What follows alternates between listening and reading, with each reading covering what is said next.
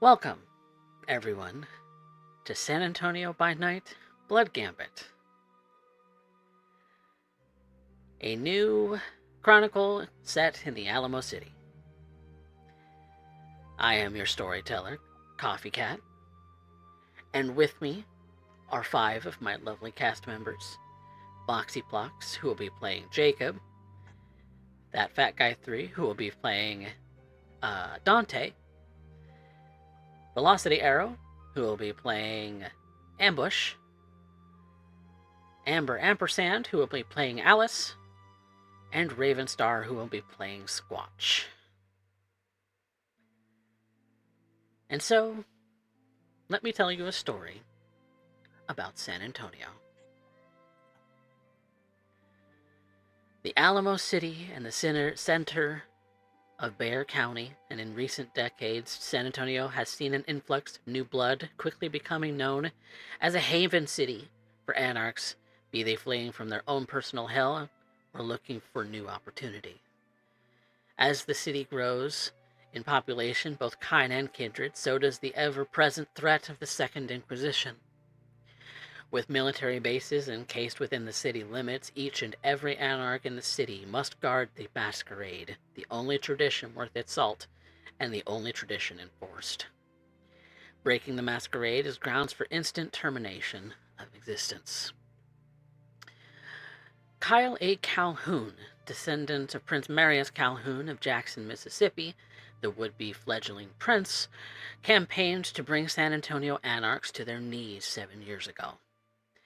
Rumors say Calhoun was out for personal revenge against the anarchs responsible for his prince's death and wished to declare his own praxis on the city, to claim it as his own in some foolhardy effort to bring himself status amongst the tower. But before any official declaration of claim could be brought against the city, Kyle A. Calhoun's campaign and the sorry excuse for revenge were ended. In the aftermath of this campaign, the remaining Camarilla who had infiltrated the city retreated or were destroyed by the barons of the Alamo City. While Calhoun and his muscle had been dispatched immediately, the last remaining members of Calhoun's court, the traitor Ashley Sanderson, was brought before the barons of San Antonio, staked, and ripped asunder. Baron Victor Jameson, Baron Angela Batista, and the newly appointed Baron Velda von Drenk-Gauss-Altenburg sentenced Sanderson to final death by daylight and hung him from the Tower of the Americas shortly before sunrise, so that his body would melt away into ash and be scattered to the wind. They declared that anyone seen removing him would also be given a traitor's death, and not a single kindred shed a bloody tear for the Toreador's destruction. The anarchs of the city suffered losses during this conflict. Among those were Baron Antonio Delgado, grandsire to Baron von Wittschwank-Gauser-Alkenberg, whose dream of creating a haven city in San Antonio had only recently been realized. To honor his memory, a memorial was built, masquerade safe of course, at the Silverthorn Golf Club at the north side of the city. Deep in the club grounds, far off the course trails, a small set of graves were erected for those who fell during the Camarilla's campaign to ravage the city. Urian Doyle served as wartime baron upon Delgado's death, but it is rumored that he suffered grievous injury during the push on the Camarilla's taking ground and hasn't been seen or heard from since. Whether he went to ground to recover from his injuries or suffered injuries too grievous, or whether he operates from the shadows of the city streets remains unclear. Regardless, the city will never forget the valiant efforts of him and his domain in defending the city. 7 years later, and the city is still recovering from the affair. Some of the city's domains changed hands, and anarchs from the surrounding cities began to make their way towards San Antonio for their piece of a larger pie. Some familiar faces still remain, and many new faces continue to arrive, and perhaps now is the perfect time for these kindred to make their way to the Alamo City and make a name for themselves. Disguised as anarchs and new to the city, this band of kindred is on a mission. Discover the status of this war baron, and if he still exists, destroy him. The Camarilla of Dallas is moving once more on San Antonio, and perhaps they will be more successful than their predecessors.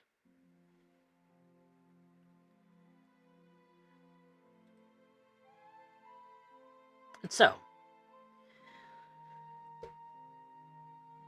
it's perhaps time for some introductions.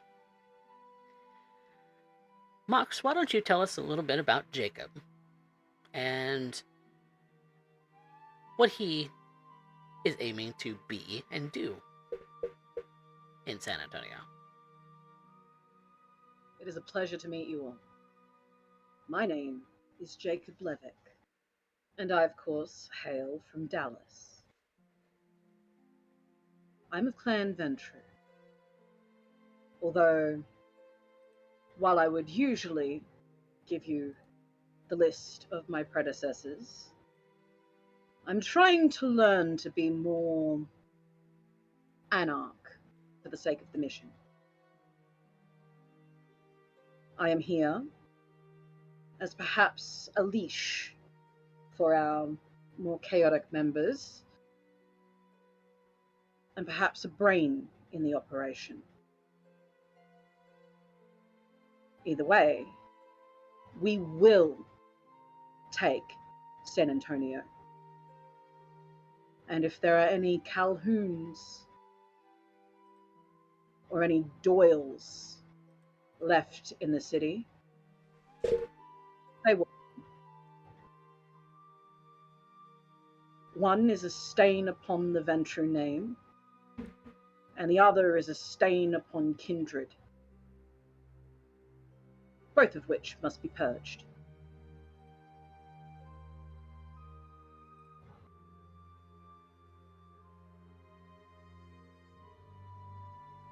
Indeed.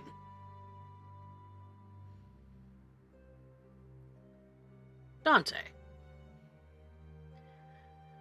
who are you, and what do you do? I am Dante Blackwell, member of the Kata. Recently coming back to Texas for the first time in a long while.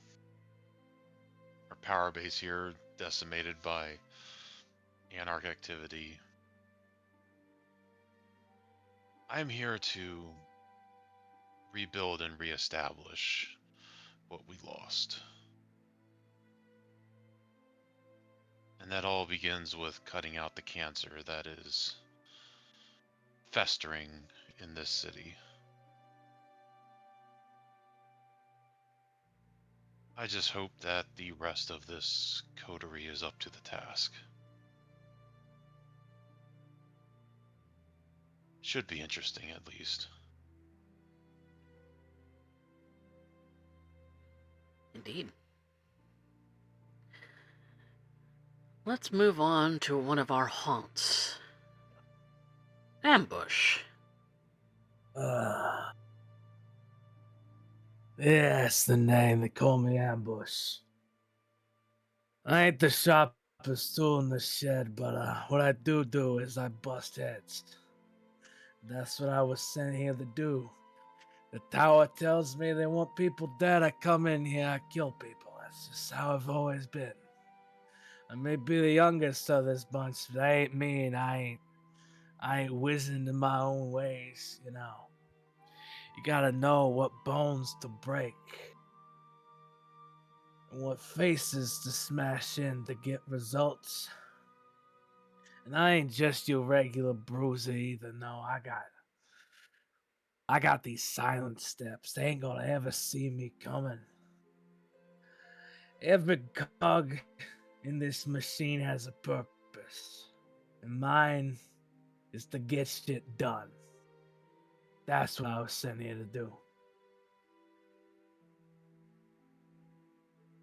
Concise and to the point. Alice.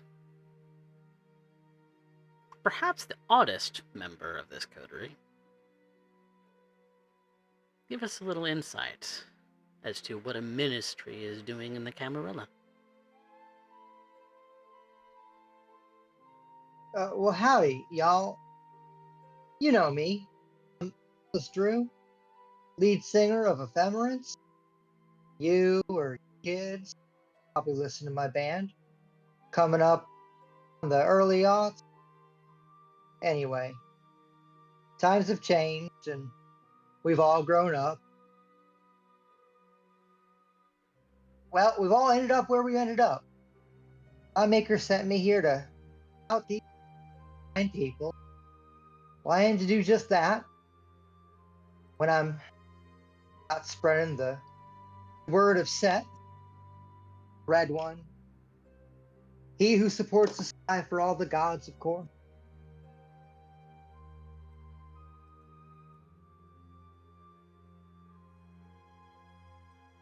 I think that about covers it. And that's a little you. Squatch, our other haunt. Interesting name. Yeah, name Squatch. You can just call me Squatch. What do you call a infiltrator, little spy? Information's my game. I dig it up, hand it to those who can do something like the newest member of Clan Nosferatu in this little deal we got going on. But you point me in the right direction, I'll go find information on it. Stealth and info.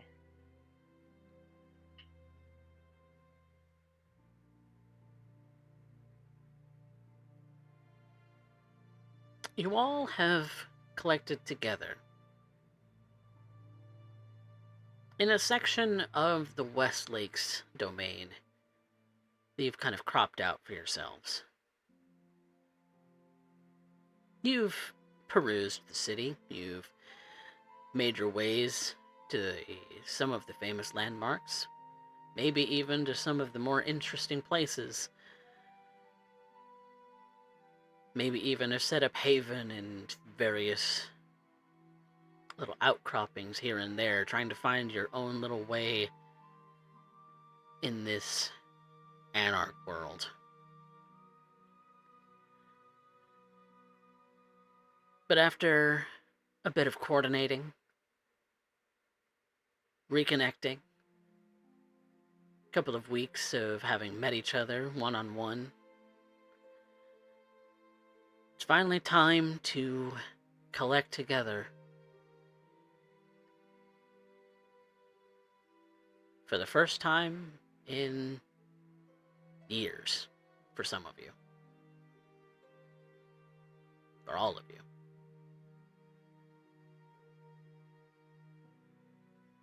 So,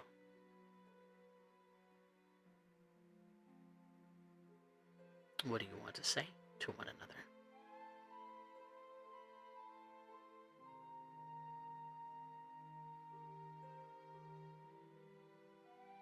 Welcome home. Or at least what is to be our home.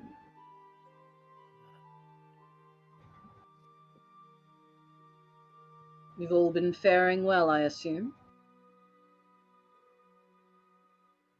Yeah, I mean, sewer ain't bad.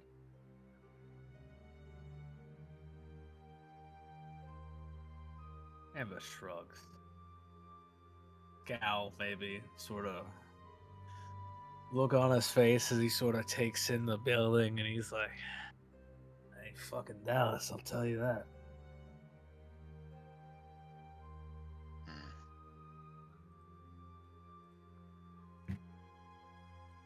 So it is finally time to start to get to work.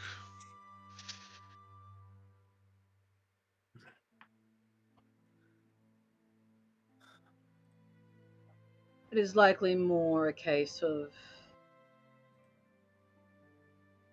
it is time to conjoin some of our resources.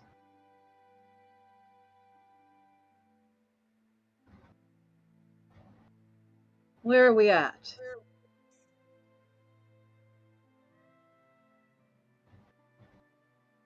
Well, the zombies doing really well. The young folks coming in to drink and dance and listen to music. Plenty to eat from and plenty of people to talk to. Get information all over the city.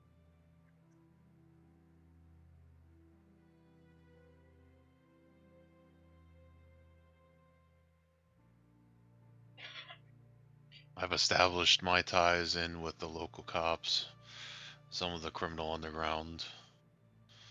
I still have my cover as a private or a crime scene investigator.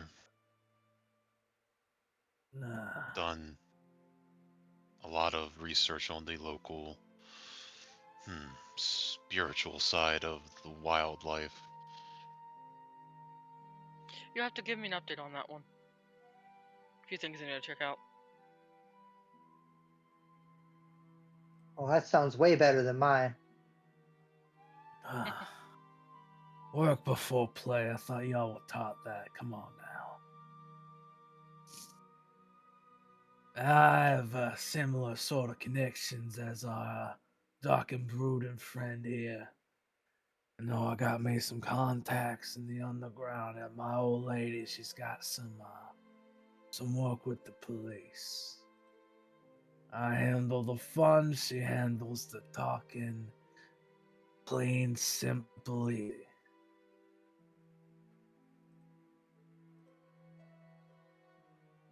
We got some pulling around the homeless. They see things others might not in the city. Smart. Been poking around for some rumors as to you know who, and no bites just yet. Unfortunately. It's almost a cryptid. Oh well. It's always fucking cryptids with you from what I've heard. Look, they're interesting. We ourselves could be considered cryptids, you know that? Shut the fuck up.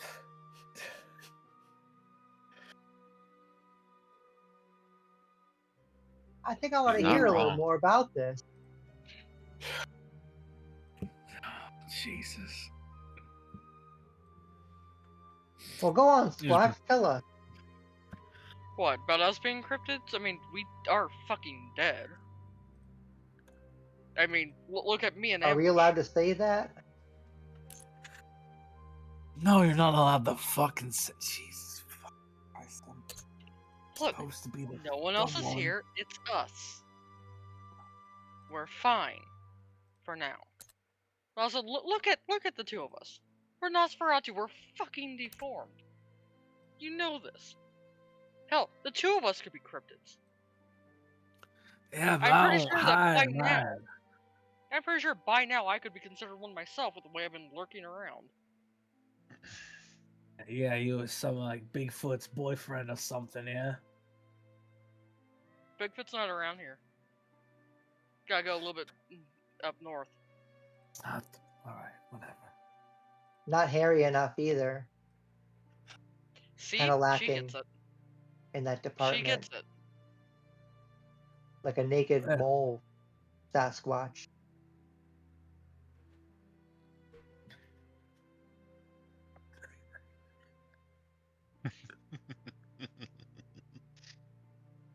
I can see this is going to go just swimmingly. Yeah, you're supposed to be the boss or something. Why don't you give us some directives? Well, you've each been in the city for a little while now, haven't you? I'm the new one. I don't know. Y'all probably more integrated than I am. I just fucking showed up here. And So far, myself, I have developed a small network within the police force and in amongst local lawyers. This has also given me a little bit of connection to a few criminals in the area.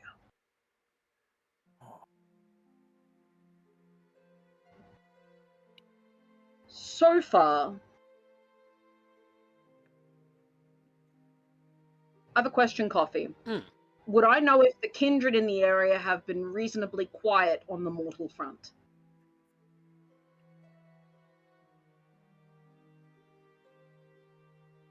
Make an intelligence politics. And if you have a specialty in anarchs, apply it.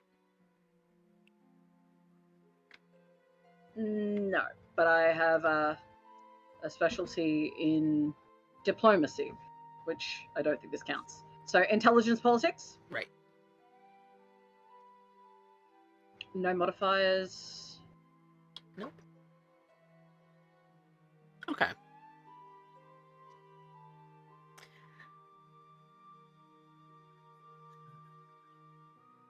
The general vibe that you've gotten from any kindred that you've interacted with, and there's been very few,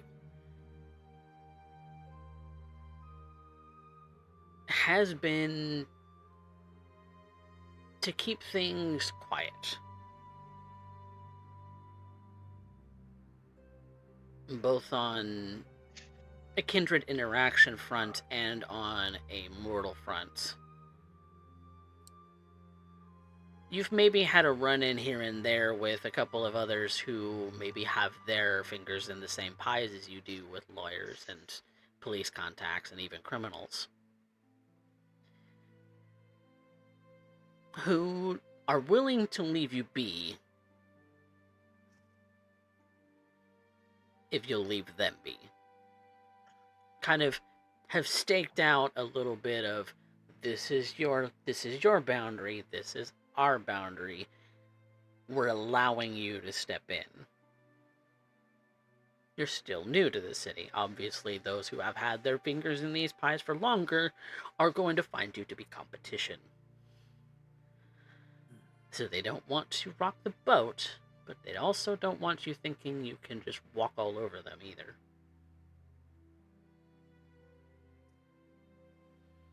There is a quid pro quo with the kindred society here, from what I've noted.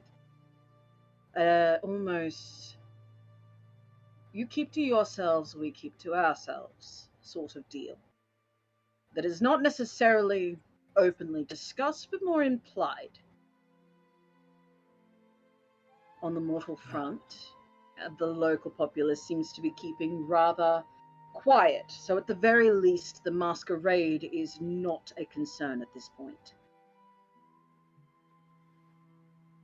I had a fucking relief.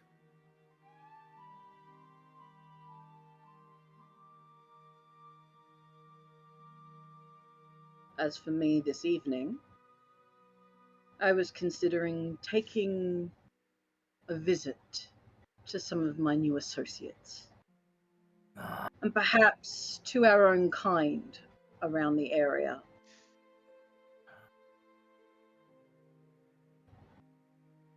I ain't much of a people person, but I'm...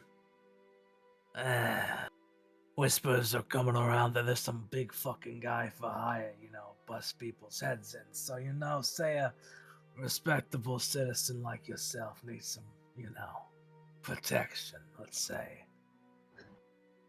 I can walk you around the block.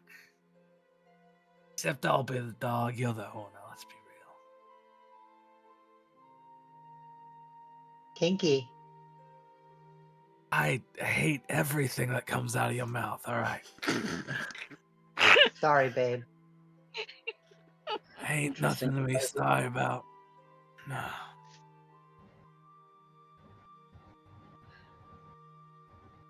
Your club, the Viper? Is that what you called it? Zombie? Oh, zombie. My apologies. Same difference. What kind of clientele do you have there at this point? Well, it's mostly the goth underclass. Teenagers, 20-somethings. Come from all over the city, though. Access to lots of different people. Have you got a VIP section by chance? More or less. Mostly just bottle service. I might be able to send a few people your way. All right. What kind of people? Well, lawyers are always looking for comfortable locations to hold meetings Ah, with their clients.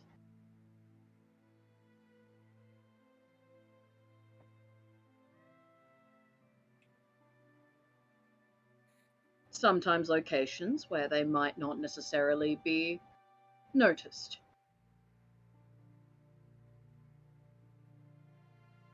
word to the wise. Sounds sure. You're yeah, I'll make it happen, Captain.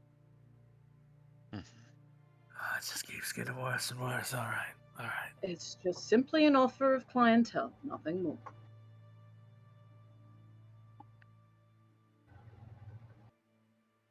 Has anybody turned up any sizable leads? Coffee, what would I have learned in the years that I've been here? So, generally speaking, we've kind of gone over this out of character, but for the audience, you all are aware of the three baronies. You know the boundaries that they carry. You know who your immediate neighbors are. A couple of which are kind of notable. They're interesting.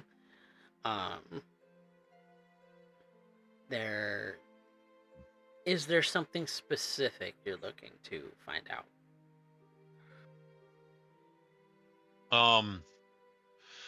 Have I been able to make any contacts while here?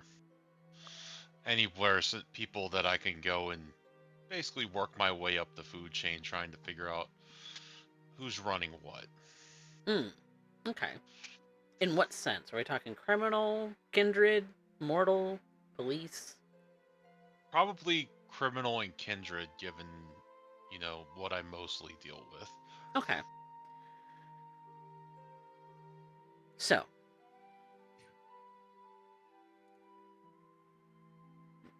the few kindred that you've had interactions with are aware of what happened in Austin when it came to Hakata. And so they look at you as maybe someone who escaped that terrible tragedy amongst anarchs.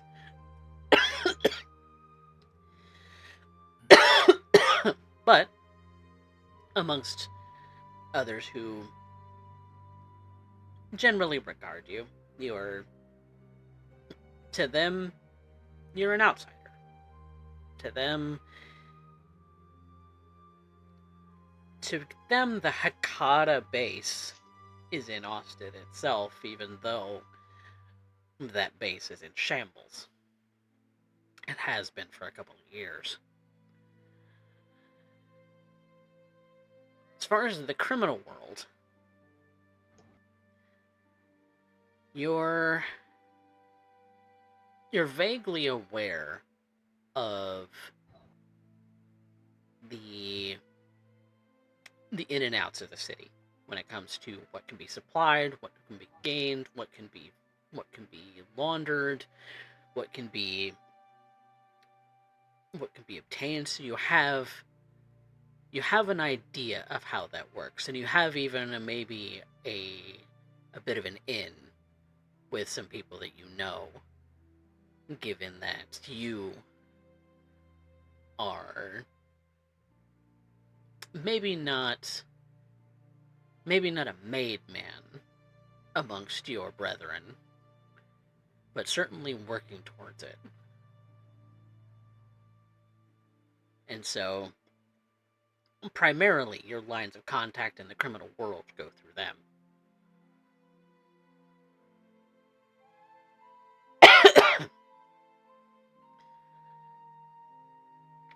Another angle I probably would have been working would be, what was her name from Derek's game? The creepy chick that had the puppy that I became a chew toy for.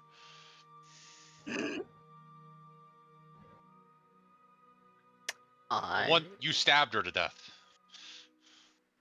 Oh, Azura. Azura.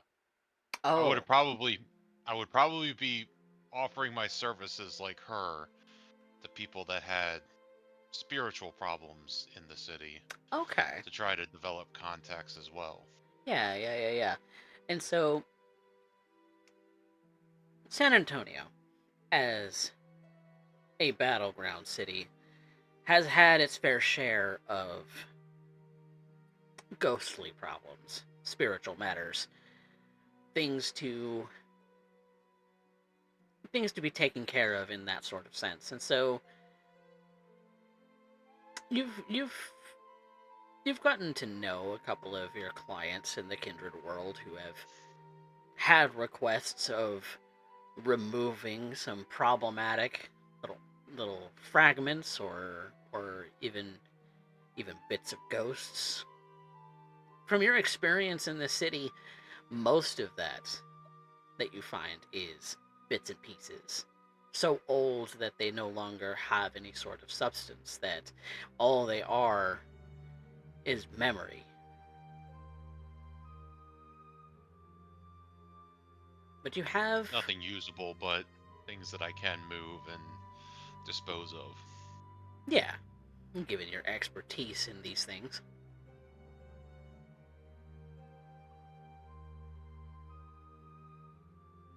Anything to curry favor. Mm. Build contacts. So you've maybe done a favor for someone here and there. Okay. Well, I turn to everybody. I have been trying to ingratiate myself with anybody that I can in the area. I've done a few favors here and there. Earned minor boons. Nothing substantial yet, but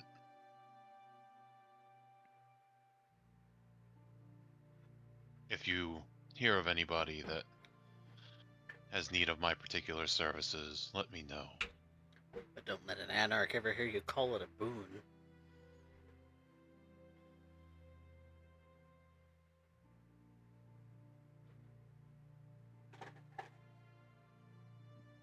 That's a very Camarilla word. It's a very, very ivory word, yes.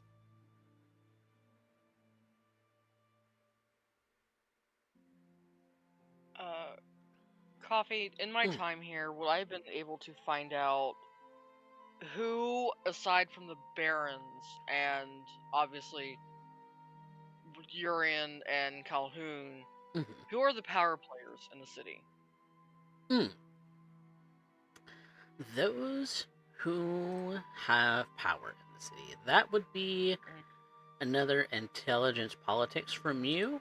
And if you have specialties in anarchs, you can use it. I do not. I'm going to actually browse for this because I've got nothing in politics. Could I assist? Yes, if you want to stir up that conversation, yes, you can assist Dante. Sure. Yay. That has help. Has help. I'm going to go ahead and willpower that because Okay. been here for a while. Ooh, Hey, there we go. That's the max that you could possibly do. So you have, let's see, that's 6 successes so far. Some power players within the city. That does not include the Barons because they are the most obvious fucking power players. Oh, obviously. Kind of does what it says on the tin. Kind of exactly. does.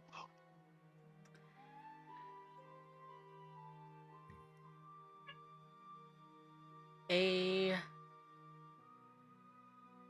man by the name of Clovis. Simple, very one-word sort of name. Very typical of the Tremere that you've come to recognize. Is probably the most fascinating out of the anarchs that you've heard of. You've not met him, but you've heard of him because he's basically funneled all of the city's Tremere population, small as they are, into an anarch chantry, quote unquote.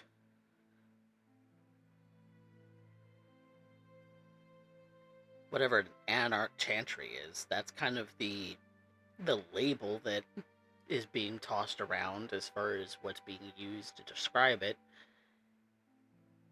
You know, he bases himself in the northwest side of the city at the UT Health Science Center, the medical college that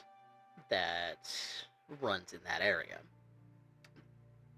So many buildings within the campus, but the primary focus being that any and all Tremere in the city go to him and his chantry, whatever that means, to study up on things, to learn magic, to whatever it is that Tremere fucking do. Tremere being Tremere. Tremere being Tremere.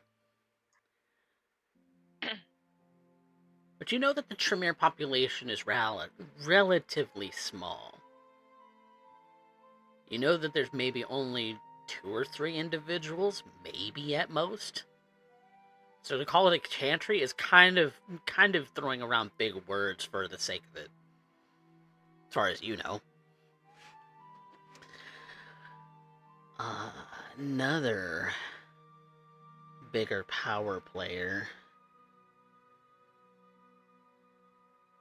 Something a little closer to home is, since one of your coterie mates is Ministry, is to know about the Ministry power players in the city.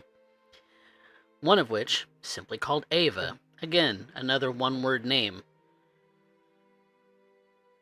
But she... That was going to be my next question. Yeah. She runs the Temptations Club on the other side of the city. And has kind of carved out a significantly large portion of domain for herself, for feeding and otherwise. You know that she does have a bit of a following, that her club is pretty well stocked for the most part, and that she is well liked, I guess, by most of Baron Jameson's people, from what you understand. She doesn't make waves. She just kind of exists in her own little corner. Although, you know, Ministry and their tendencies to make waves from time to time.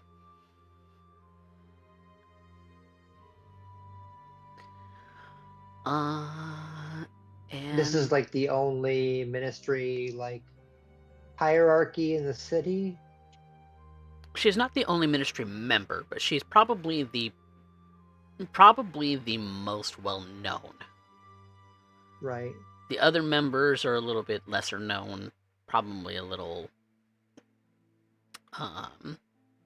more keep Is to she themselves. Yeah, she's the only one I would have been able to find out about last year and a half, 2 years. Yeah, you might have had a passing interaction with her, but you're on opposite sides of the city, so nothing of any substantial note. I feel like I would have spent like a lot of time during the last 2 years, like number one, trying to build up the bar, and then number two, like researching into, especially with what I'm working towards, my whatever it's called, ambition. I would be like looking into like what the Ministry sort of makeup in the city already looks like. Okay. Yeah. So if this is like the only church really. Yeah, as far as you know, Alice, the there isn't really a Church of Set really established in the city. There are ministry members. They certainly Right. act and feel in the very familiar way. You've maybe heard a couple of names here and there and some of the names of their following, but Ava's really the only one who has much of a club presence. The other being Marjani Kalu, who's more of a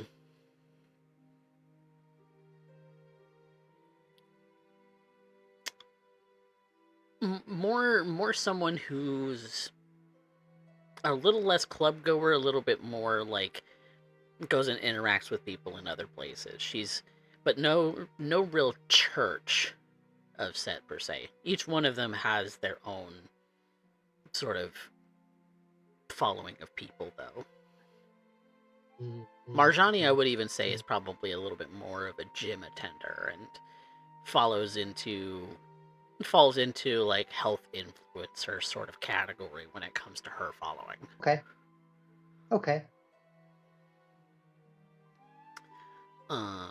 It runs a Soul Cycle place. Yeah. Going back to Squatch's successes, because he got 6. One more that you would know of would be, well, a number that you would know of is that there is a significant Ventrue presence in downtown. Based around Baron Batista, but primarily she's got a few other Ventrue under her wing, as well as Nosferatu, who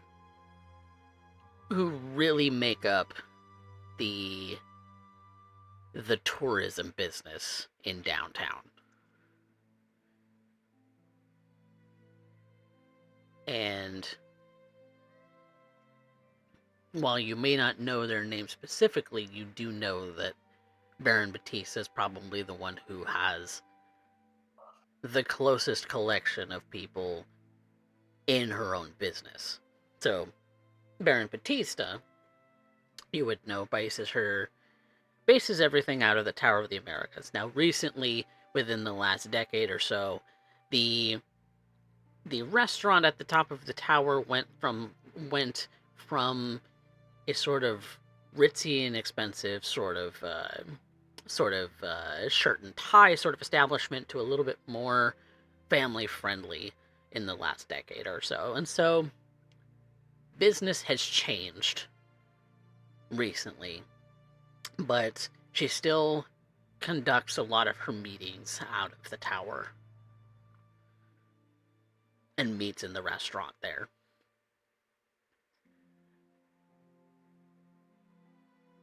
And yeah, she definitely has a very strong Ventrue presence about the whole place, as she's collected a few other Ventrue to surround herself with. Okay. And Nosferatu. So it's expected that she'd have backup very similar to way that you and Ambush might back up Jacob. Okay. Yeah. So, a couple interesting people here in the city that we might be able to keep an eye on. Clovis, for one.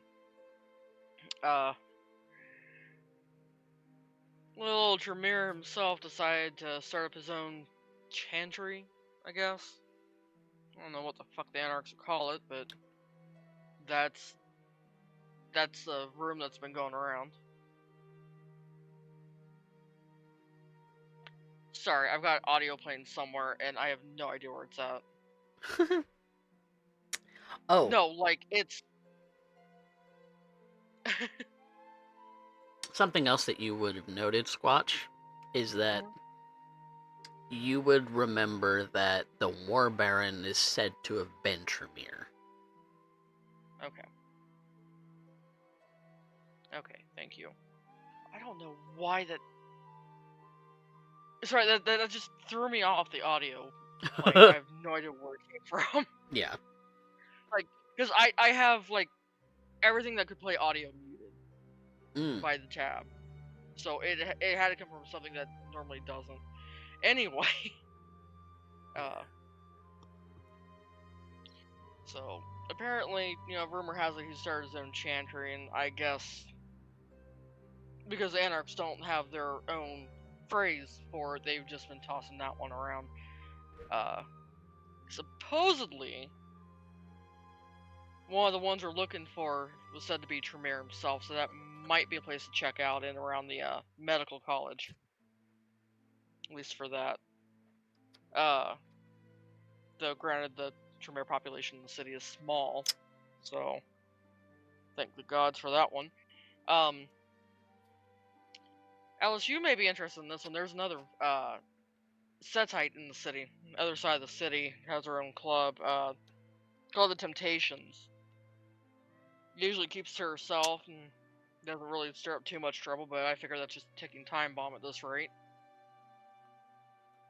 And then for you, Mr. Levick, bunch of Venture around downtown. A lot of Blue Bloods and other Nosferatu. Similar setup, I guess, for Baron Batista as, well, we have.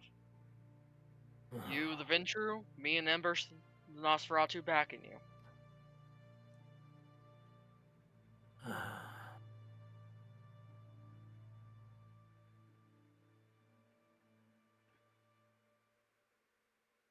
Coffee, what would I know about those particular Venture at this point?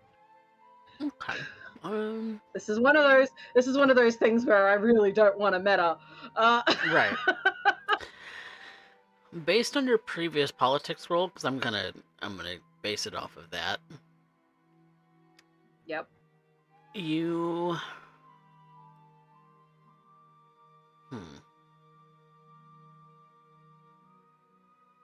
You haven't heard a whole lot rumor-wise. Obviously, Baron Batista is the most prominent.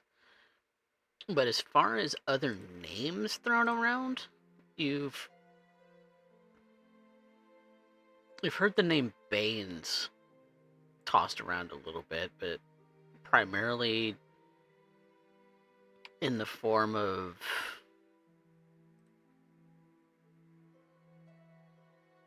Bane as in B-A-N-E? Baines as in B-A-I-N-E-S. A last name. Yeah. But you've heard Exterminator tossed around in regards to rumor right there.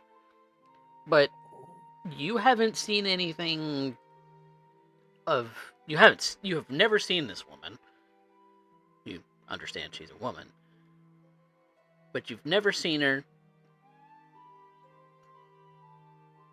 And that most people speak about her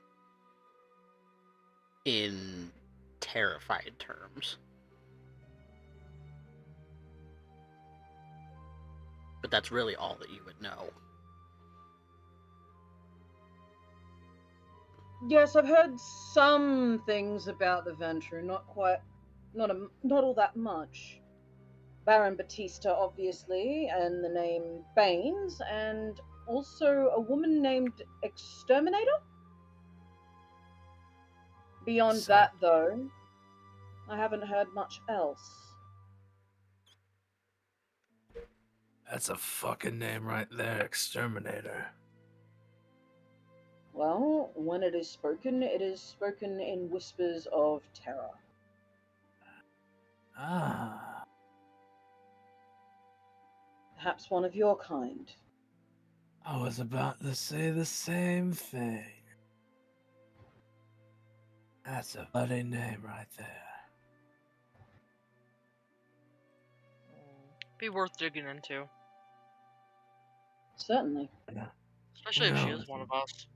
Might get to flatten her skull down the line. I wouldn't be opposed to that. Of course you wouldn't be.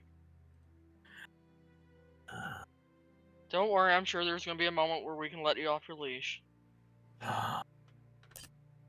Till then, I'm just gonna be some hired arm for some kindred or criminals. Or that's about all I can do. Someone my size, ain't too pretty. No questions asked sort of deal. Go in, walk with some people, get paid, walk out.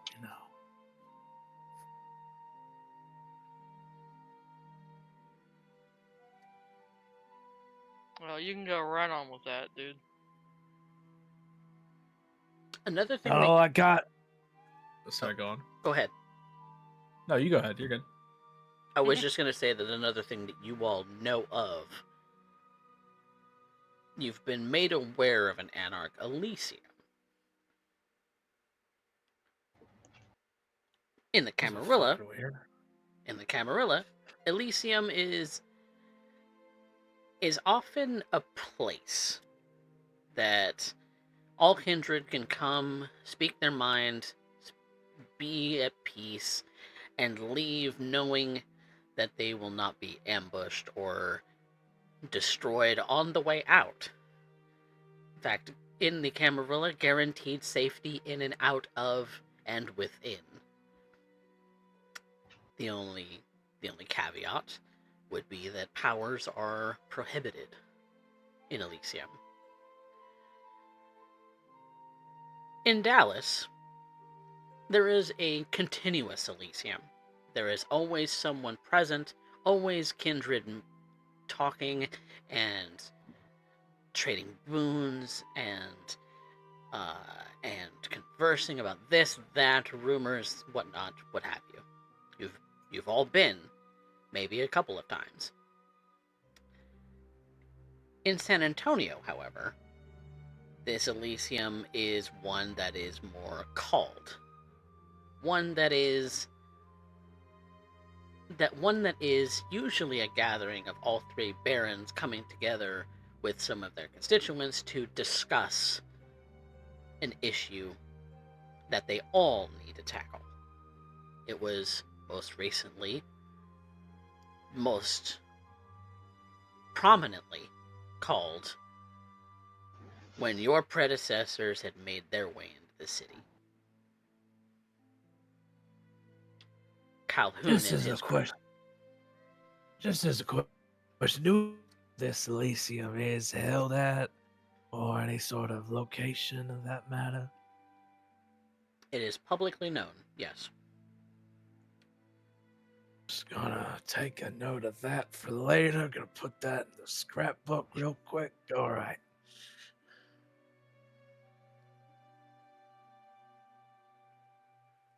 Okay.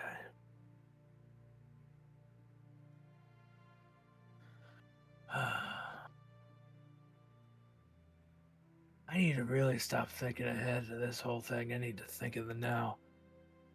Man, you know how funny it would be, like midway through our bullshit, we just tear Elysium down right on top of their heads. That'd just be...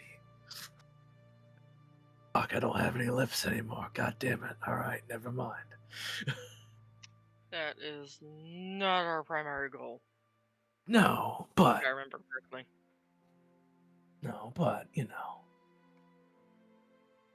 It may be on At the some cards in the point. future. That is exactly what I was saying.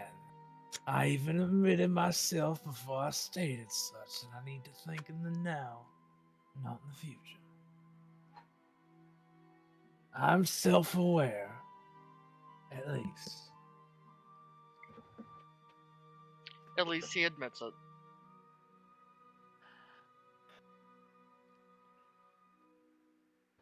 Fucking twig.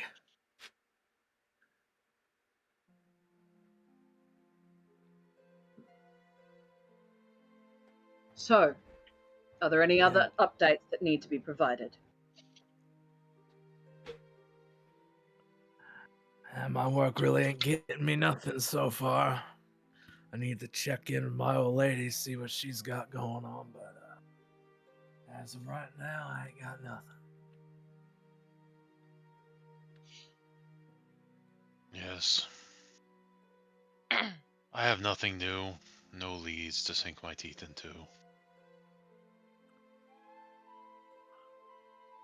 Very well then. Jacob is going to reach into the pocket of his suit jacket. He's going to withdraw a small stack of business cards, to which he is going to hand one each to all of them. This would have his work number on it. So he's got a cell phone that he sets aside specifically for work, and that's the number that they are each being provided. Okay.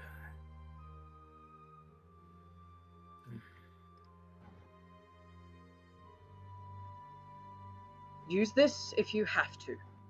If you need me particularly quickly, please do not send any sensitive information, although I doubt that needs to be said.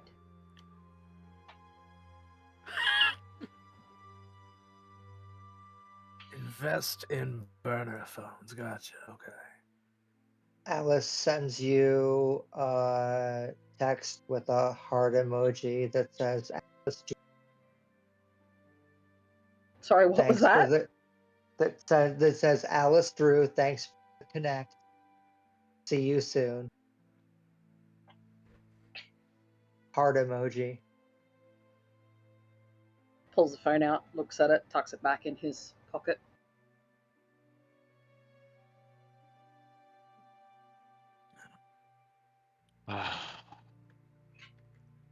Before we venture apart, does anyone want any backup?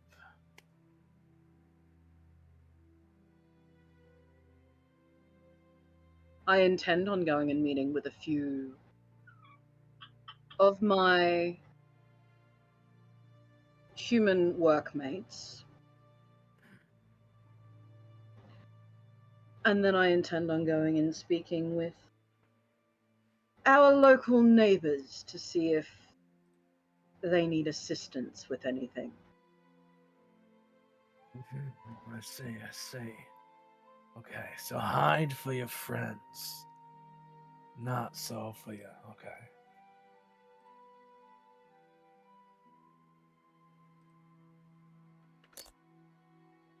Does anybody else need assistance with anything? No, I'm good. I might just tag along with you and see about these new neighbors myself. Oh, look. The boulder and the twig in the same place. You, my friend, are going to be very, very tiresome. I can already tell. I can say the same about you, Two-Tick.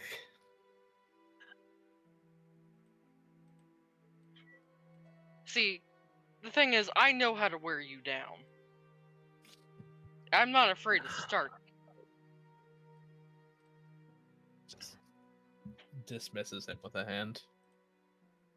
While these two are having their banter, Jacob is going to check his watch, quietly excuse himself, and move to his office, in which he is going to gather up his suitcase and a pile of papers for a case that he has been assisting with,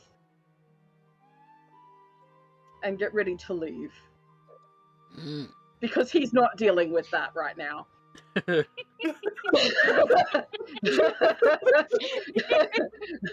I am not touching that with a 10-foot pole. Well, they're gonna follow you with about a 10-foot pole, so you have fun with that.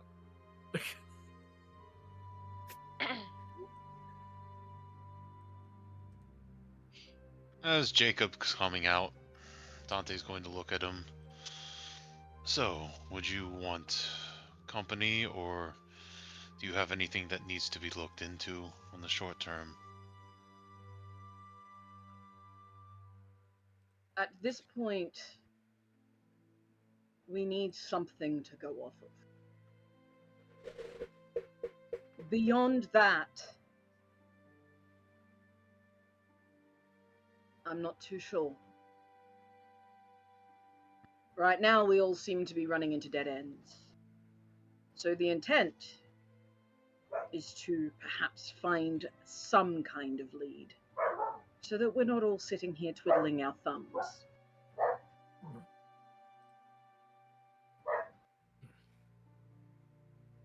could go check out this club. Alice threads her arm into yours, Dante, and then says, I'd love to be your arm candy for that. I think we have an idea. Besides, you need to speak the language, right? Oh, I don't know how to speak that language, but I can do a lot without talking. Seems you have found something to preoccupy you for the evening. And I'll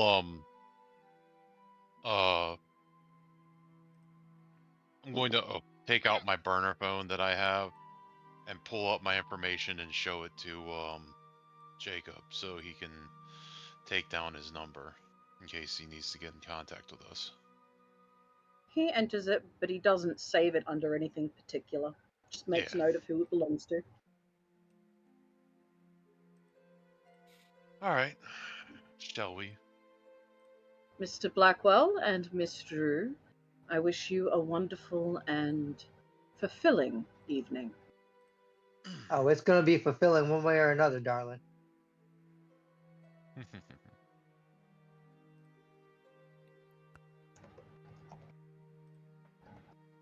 And I would lead Miss Drew out to the car, where Jack is probably waiting.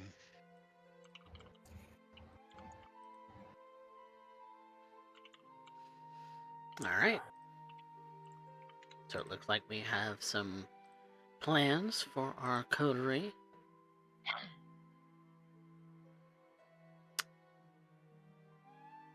Squatch, you were going with Jacob, right? Ambush, what are you doing? Ambush was also going with Jacob. I believe they are both following me. Both following. Okay. Before they leave the Haven, Ambush is just kind of he's surprisingly quiet on his feet. Just kind of pulls up beside him. He's like, The word for go time is chestnut. You understand me? Understood. Okay, thank you. Pulls back. And with that, Jacob would make his way out to his black SUV.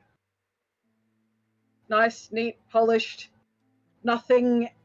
Anything particularly stand out about it, just functional. With Beavis and Butthead in tow. I probably hit my head on the top of the thing as I try to bend down to go in. Fuck, god damn, all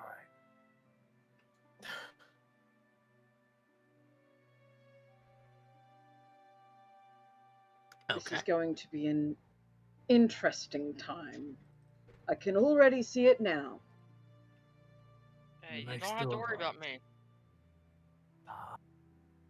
I won't be seen. Oh no, that was internal. That was very much internal. Oh my god. Internally, Jacob is going, what the fuck have I gotten myself into? You're gonna expect to see the little one disappear, but when the big one just poofs, you're probably gonna be like, what the fuck? Where the fuck did that? He's cool as a cucumber on the outside. On the inside, Jacob is questioning a lot right now. Yep, he is. What was the prince thinking? There must have been... The prince must have seen something that Jacob is not seeing. Because, god damn it! Now, Jacob, is that in regards to your coterie or in regards to this mission? Coterie. The coterie. Yes, a ragtag bunch of individuals who don't know their ass from their elbow. What could possibly go wrong? Certainly individuals. Indeed, indeed. Well, I think that's a fantastic time for us to take a quick break, and when we come back, we will address the two scenes before us. So be right back, everybody.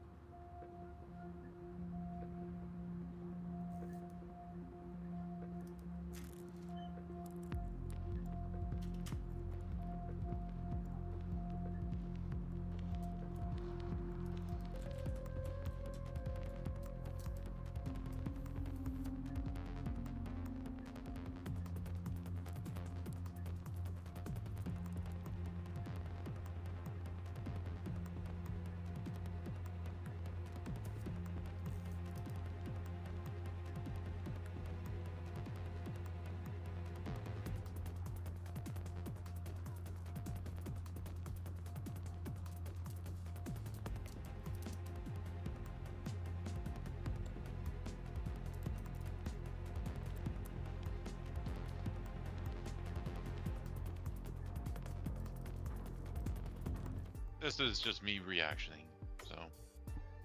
Welcome back, everyone, to San Antonio by Night's Blood Gambit. Episode 1.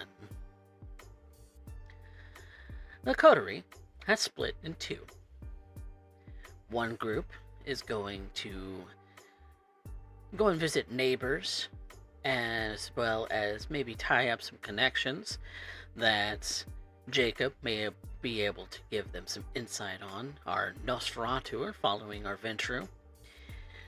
But Dante and Alysse have decided they wanted to go and present themselves at Temptations Club.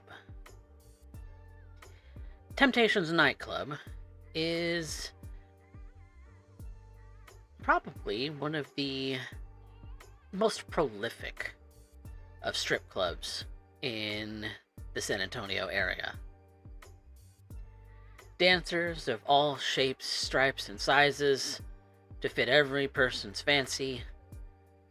Men and women welcome alike. And tips flowing plenty. Drinks are of a high class. You could get the cheap stuff, but who wants that swill? And the clientele dresses to impress. And so you often see suits, dresses, clients who are looking to have a good time and maybe talk a little business on the side as well.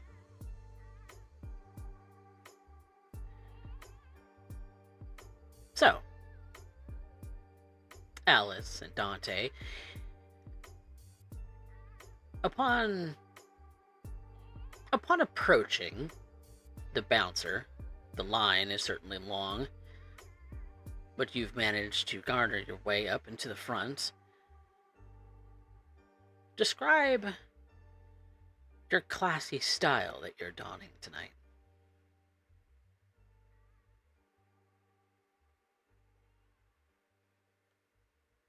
Ladies first. Thank you. So, Alysse is wearing red, as usual. It is something like a mermaid cocktail dress. Something like if there's like an abomination, you can imagine. It's garish. It's like really gaudy. She's got a corset tied up. She's got her hair up. I think minimal makeup. And yeah, just black and red. Shiny red. She's making a very large scene. Wants to get noticed. Desperately. Well, desperately.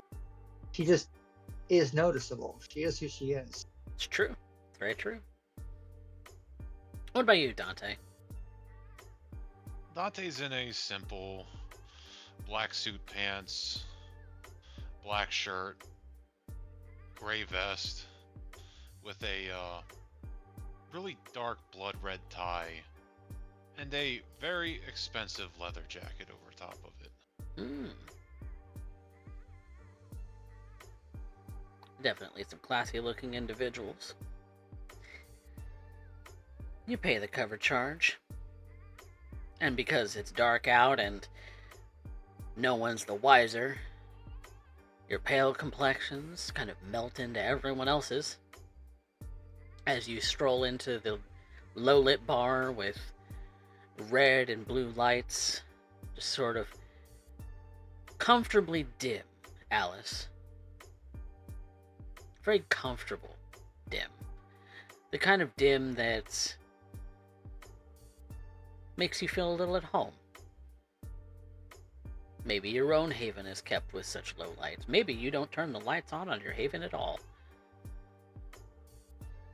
Given the light of bright lights, the ministry, well, if you're flashed with too many bright lights, you may have need a moment to recenter yourself.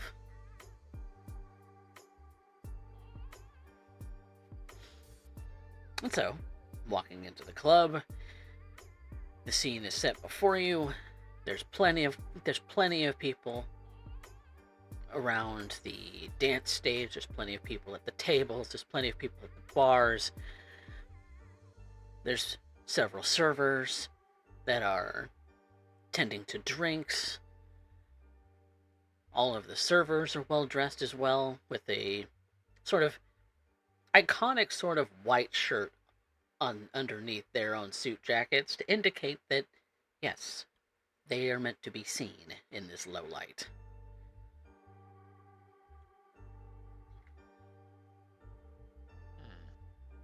What do you do?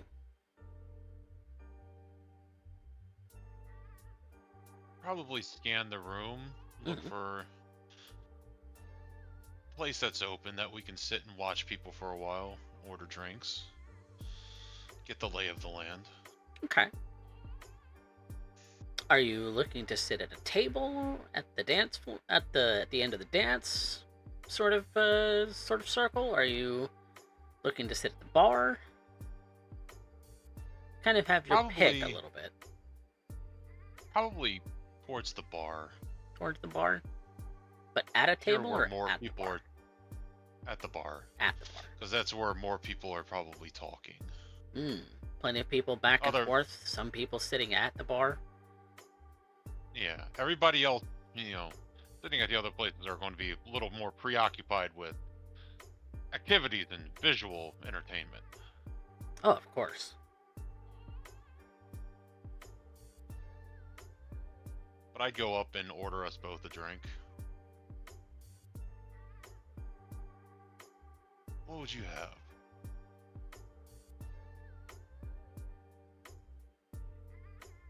Could I guess sugar?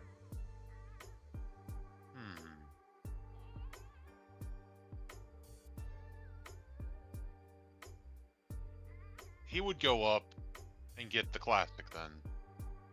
2 old fashions. A moment later, 2 old fashions are sitting right in front of you. I'd pass one to her and just start watching. Seeing what I can see, seeing what I can pick up, just being a little bit of a wallflower. Okay. Not hiding, but, not trying to stand out.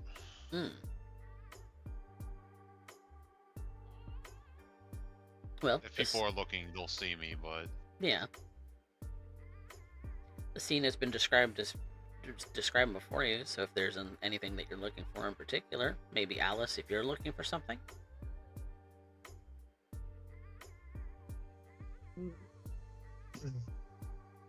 I'm mostly looking to see if I can maybe see anybody feeding, who's working what, overhear anything interesting. Okay. Okay. So looking a little bit deeper into the scene that you have been presented. So, if you both are doing the same, then you can roll individually or one can assist the other, your choice. And I can roll to assist. Yeah, there's no need to roll to assist. You just simply, if you have dots in a skill that I call for, then you can assist another player by adding a +1 to their roll. Okay. So, the roll is going to be, Dante, wits and awareness. Or, Alysse can lead the roll and Dante assist. Your choice. Could I make an argument for a roll? What roll are you looking for? Since I'm going to be spending time doing this, could I do a resolve awareness? Resolve awareness would mean that you would be taking hours in doing so. Oh, hours. Okay. I Yeah. figured it would take you like at least an hour, 45 minutes to an hour. Yeah, this is a resolve would be several hours. Wits is picking up Okay. something on the fly.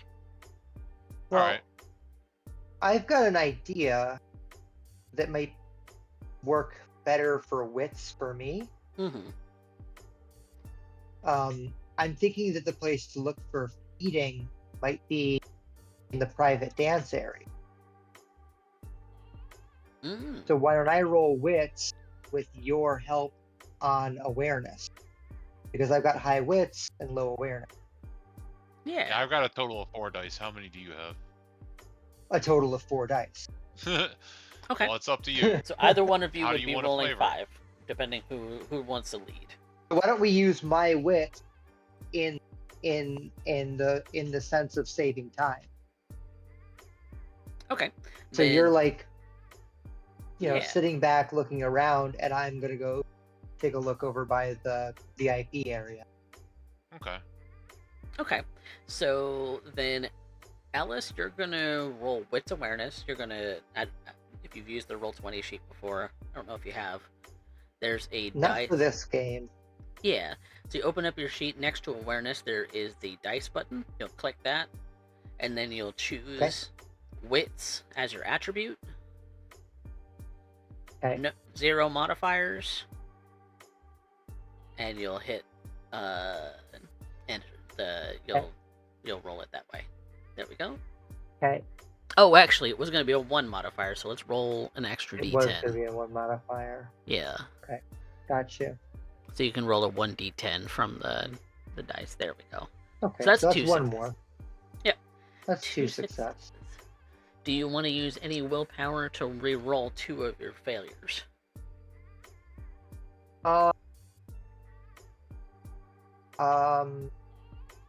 Can you tell me what willpower is? So willpower is the green bar on your character sheet. Yeah. And so you would mark one off with a slash to spend it, Okay.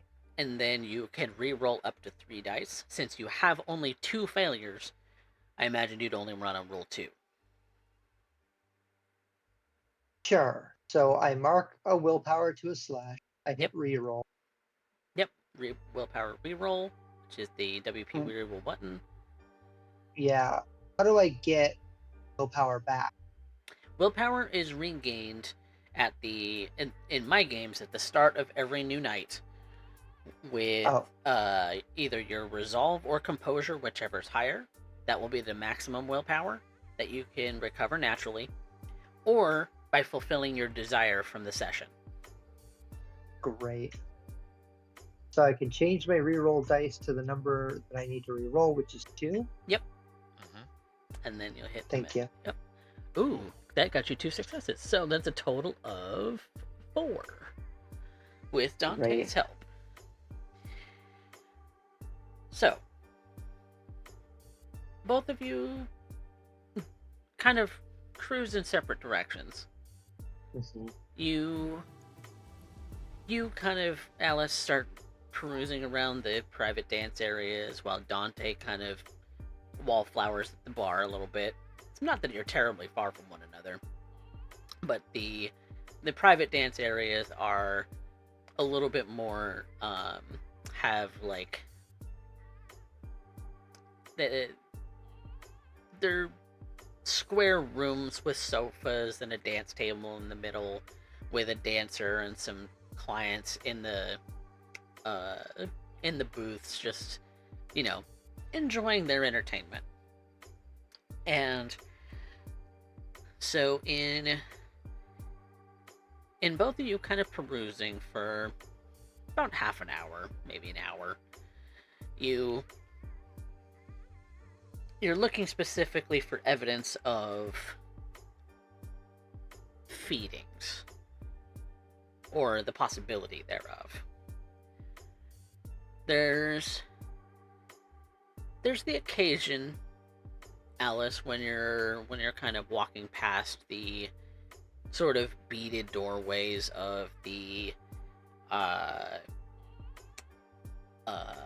booths, that you see that someone is leaning over to their partner and giving them a kiss on the neck, which may to you look a little bit like a feeding, but you don't want to gawk too hard to really confirm that. But nothing's It's a dancer, right? Well, a dancer's not kissing someone. A dancer is on the table dancing. But it's clients. So it's two clients doing this? Two clients doing this. Oh, okay. Sorry, I wanted to make sure I knew who was doing what. Okay. Yeah. It's a couple of clients. She's leaning into his neck, and they're kind of making out a little bit while the dancer's dancing. Another client in the same room is providing tips and kind of encouraging the entertainment to go on. And there's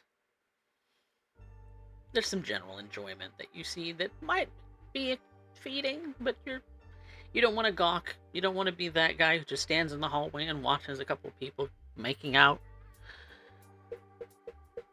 So you start walking. You start walking again, and a little while later, another something that looks like it could be a feeding. Someone kind of looks like they're nibbling on someone else's wrists, but again, not going to be much of a gawker. Don't want to linger, don't want to lick your lips subconsciously, because that would be rude. I'm not trying to blow up their spot. And not trying to look like you obviously want the blood for yourself.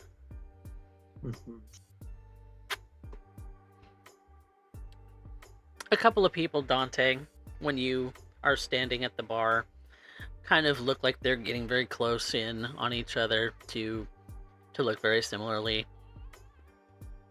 And you make mental note of it, but you don't see anything blatantly obvious that's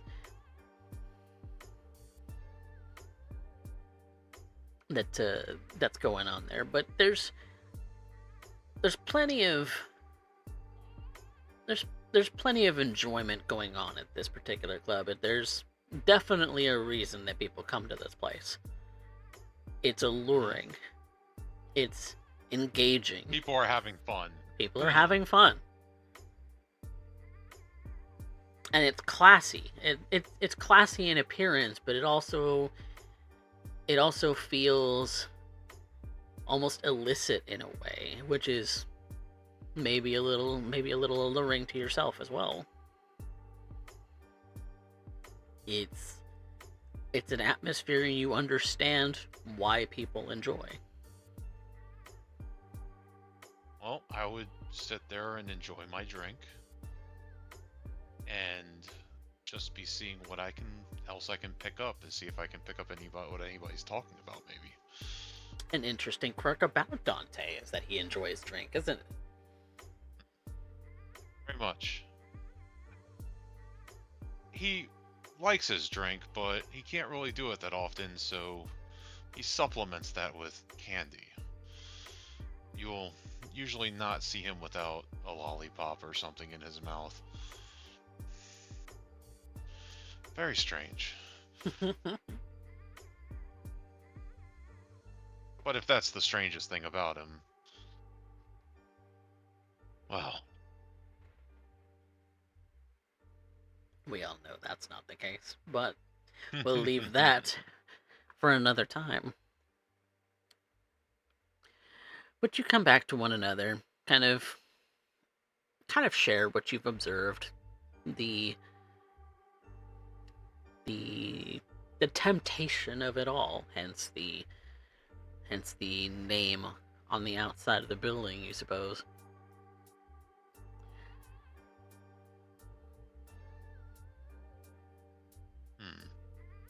And sorry, what else was it aside from seeing if you can spot people who are feeding? What else was it that you were looking for? Just if I can pick up what people were, anything interesting that people were talking about. Okay. So the music is loud, but it's not garishly loud.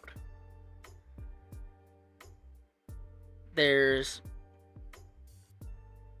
conversations being had, but you realize that the conversations that you can have in this place are very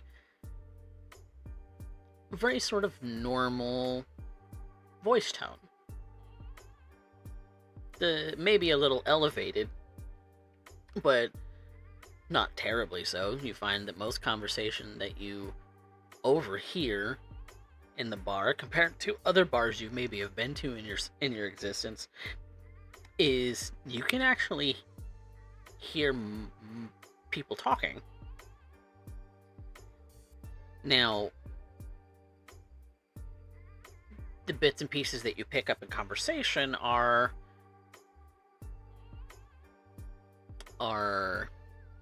mostly about the drinks, the dancers, the atmosphere, the place, the parking abomination that is the outside of the bar. People will park blocks and blocks away because they want to come by, but at the bar itself, parking is atrocious. Maybe that's on purpose. You have to want to be here, perhaps. And so that's most of the conversation that you pick up on. Your ear perks up maybe a little bit when you do hear the name Ava, though.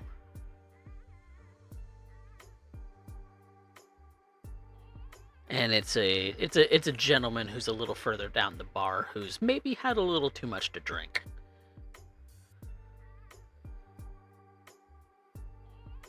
What is he saying? Can I make it out? He's far enough away that you only picked up on the word Ava, because that's what you were listening specifically for. If you want to approach him, you can.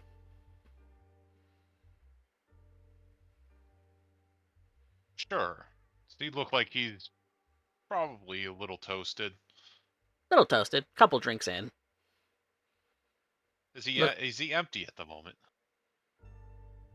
High or low? Low.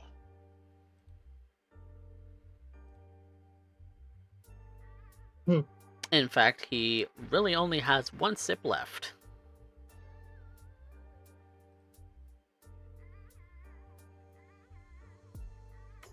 I'll slide up next. I'll be like, I'll be right back. I'll slide up next to him. Here, another one for my friend here. And I'll order another round for him. Okay. He lifts up his mostly empty drink to you and gives you a cheers motion and says, "Thanks. What's your name?" Oh. Dante.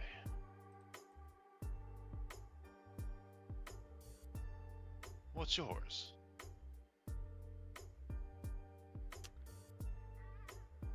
Bob. Can I insight to see if this is his real name? Sure.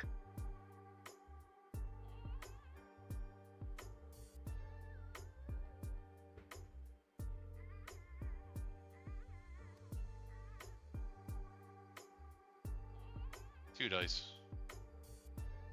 No, that's not his real name. Oh, nice to meet you, Bob.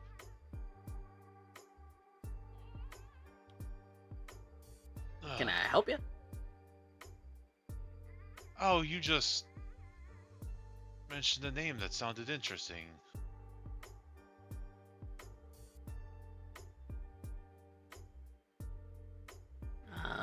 Which was... Ava. Such a lovely sounding name. Oh. Yeah, she's the main act. Is she now?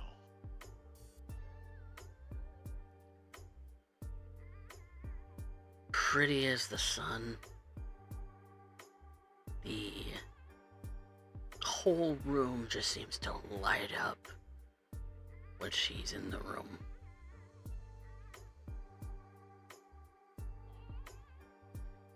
Sounds like a sight to be seen. When does she usually go on? He looks at a watch. Anytime now.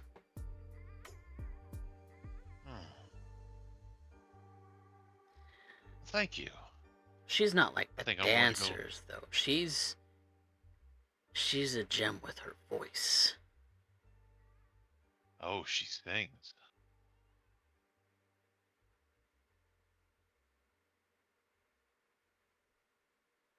Yeah. You notice him start to get a little uneasy around you, though.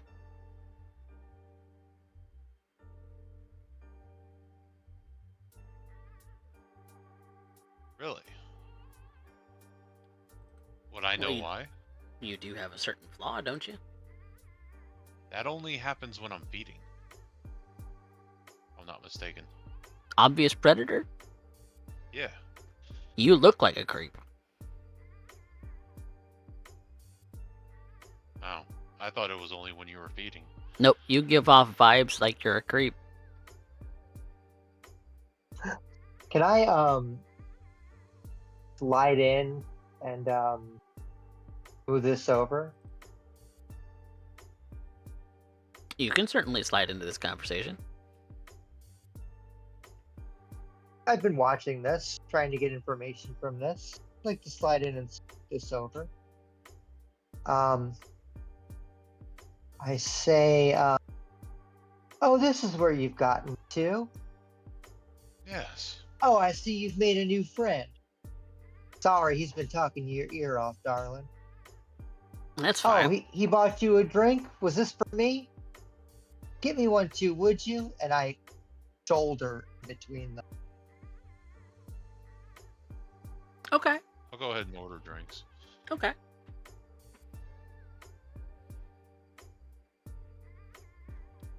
All right. You kind of wedge your way, Alice, in between the two. The Bob seems to get a little less uneasy. He's actually looking right at you, Alice. Seems to be more enamored with you and your dress than he is with Dante at the moment. I'm sorry, my friend is such a clod. It's alright. Just your friend, though? Not your boyfriend? My score for the evening. Okay. Well, at least allow me to buy you a drink. She looks down and then up again and bats her eyes a couple of times. Well, if you can guess my favorite, you're welcome to try.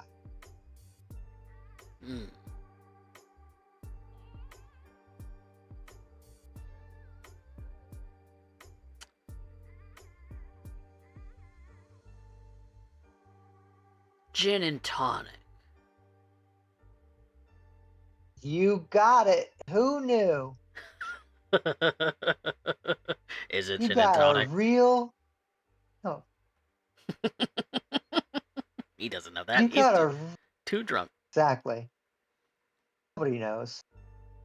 That's amazing. You're a good reader, Pete. He goes and orders you one. It obviously doesn't look like the same drink as the one you're sipping on at the moment. If you're sipping. Are you sipping? I'm not sipping. Not sipping. I'm pouring parts of it out surreptitiously. Mmm. I'm spilling it Mm-hmm. as I'm moving. Mm-hmm. I'm not gonna try it here. Very good, very good.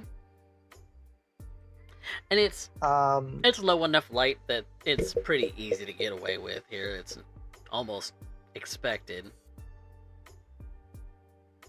So you're fitting right in. You're looking as if you're enjoying your beverage without actually enjoying your beverage. Though Dante seems to be sipping on his. well, she wants to look a little sloppy anyway.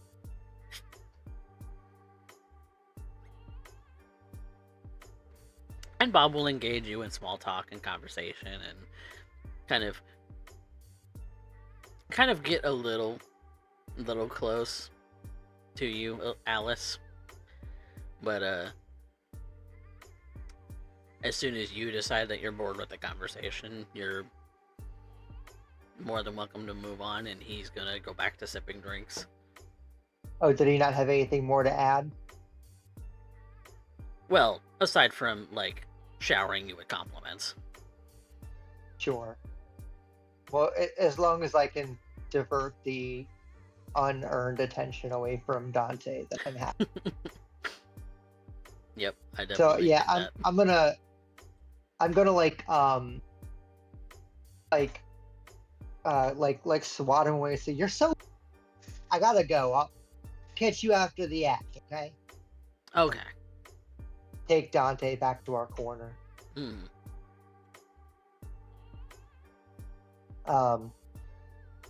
We should get good seats for that show. Do you Yeah. And it's about that moment that most of the lights go even darker in the whole of the club, and a singular stage in the middle of the establishment, the main stage of the dance floor. The spotlight just sort of pops open with that sort of loud shutter noise, and this sort of, but it's not a bright spotlight. It's kind of a glow, more like, in that when the woman steps out from behind the curtain, what she's wearing is a highly reflective, it's like silver sequin dress that drags on the floor, has a slit going up one side, and her hair is this gorgeous sort of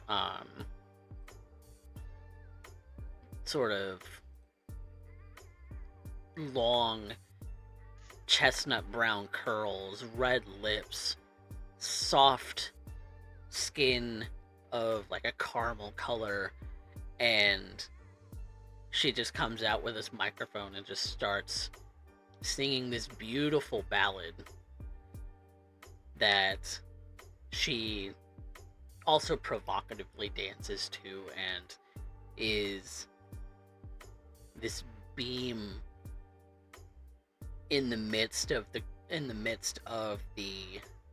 whole of the bar. It's as if the whole bar goes quiet except for her.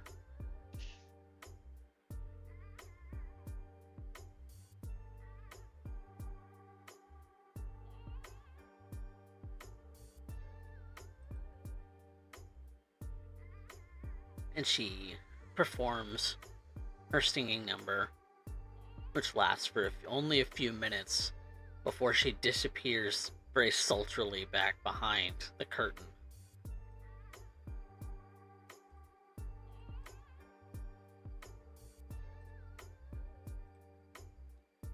and it's as if a miracle moment has happened in the midst of the bar. Now,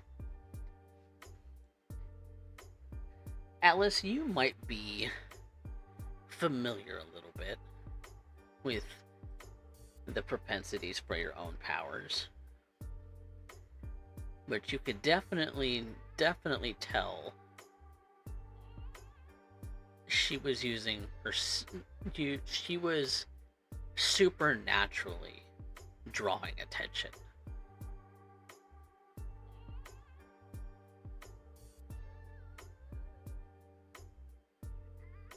And maybe Dante, you felt it too.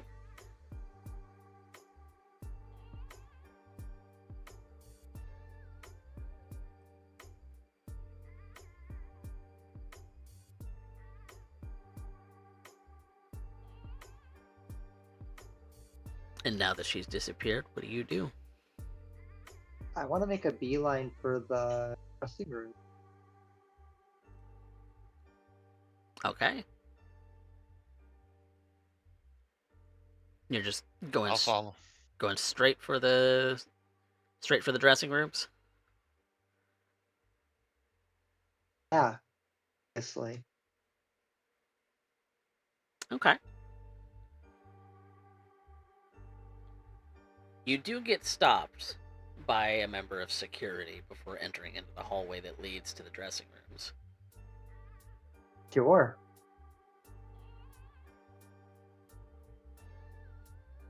Does he recognize me?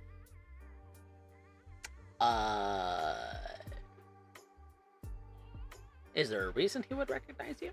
Aside from that you've been in here? In the main portion of the bar? I'm a famous singer. Oh, that is true. I have a metal career. You do have a metal band. You have had a metal band. Okay.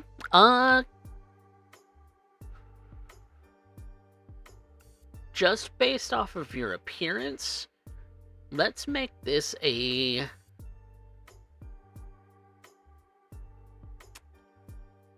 charisma check. Okay. I'm trying to think of what skill would go with that, though.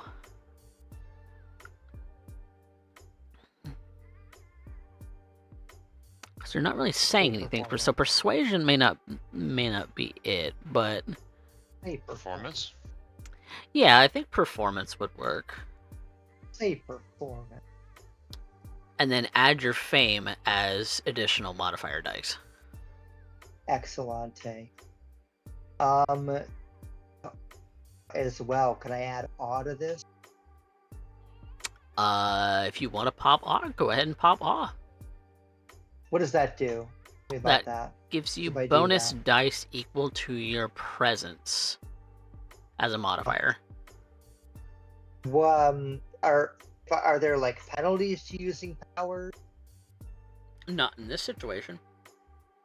Oh, tight. Okay, cool. Well, I'm gonna do that. Do you have any looks merits? What on earth is that? Are you Okay. beautiful or stunning? I am beautiful. Is that a merit you took as part of your character creation, though? It is. Okay. Yeah, add one die to related social goals. Okay. Yeah, since this is a looks-based 100%, then yeah, go ahead and do that. Add looks. Okay. So I'm gonna add looks. I'm gonna add awe.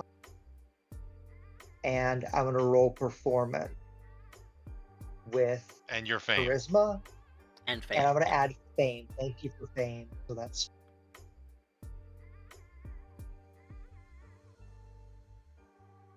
charisma.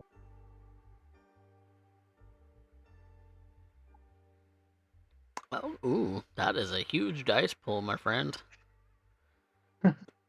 But four's plenty. Oh my god. Ephemerance, right? That's right, sweetheart. Are you a fan? Can I find something for you? No, that wasn't. I mean, obviously I understand who you are, but that's more like my older kid's jam than it was mine. Okay. He kind of looks like Uh-huh. he's older 50s maybe. She looks a little embarrassed. No, but my kid had a bunch of posters with you on it. That's how I recognized you. Fantastic. Yeah. What can I do for you? I wanted to get in to meet Miss Ava. I had to compliment her on her performance. She doesn't take clients after an act. Well, do you think maybe a special exception could be made in this occasion?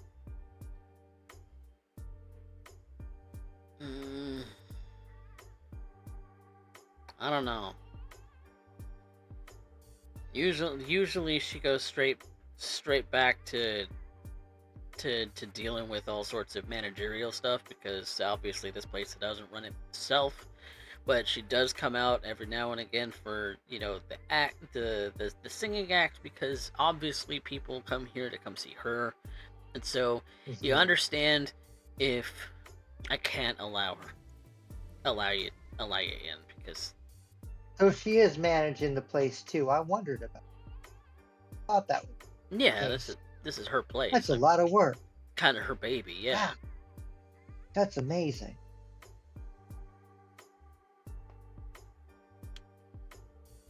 Well, it's just so nice to see women in business. I think so too. You know what? I've got my own on the west side of town. It's a new franchise we opened here in San Antonio. Here, and she hands him a couple of vouchers for like free entry or whatever. Okay. She says, "Why don't you and some of your friends come by some?" Oh, okay. Is it similar to the band? The same kind of vibes? Yeah, kinda. We do some live act. You know. Y'all still perform? Like that. No, not us. Oh. Maybe some local talent, some kids. No, Oh, we don't. okay. We don't get together. Yeah. Wouldn't play a little place like the Zombie anyway. Oh, okay. Cause I thought I heard from my kid that the band broke up and y'all went your separate ways. Like there was this whole falling out sort of bullshit. Is that true? Shit. God, Yeah. he's gonna be so jealous that I Serious met you. bullshit. You should take a picture for him. You want to get a selfie? Come on, get a selfie. Seriously? Come on, get a selfie. Come on. Let's do it. Okay. I'll grab when they take the phone out, I'll grab the phone and take a picture of them both. Okay, and this is kind of like a big sort of bouncer-looking dude with little Alice, who kind of, I don't know, looks a little dainty next to him.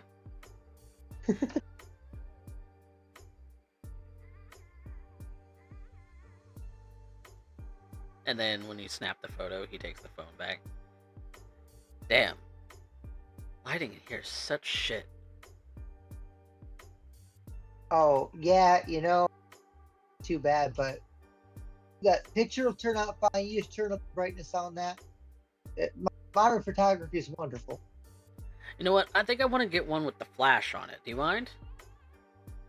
You know what? I gotta go over there.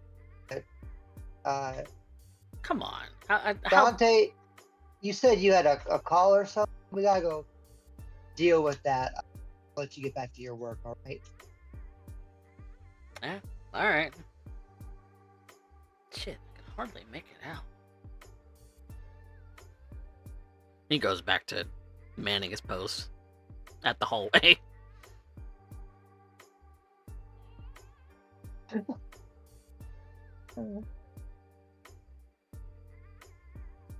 Oh, fire. Damn it.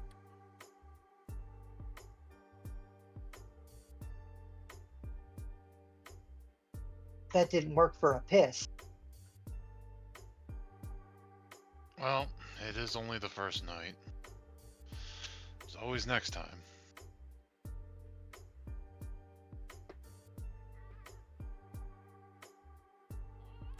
Yeah. All right. You're right. We come back another night. Maybe I'll spill something. Demand to talk to the manager. Cook something up.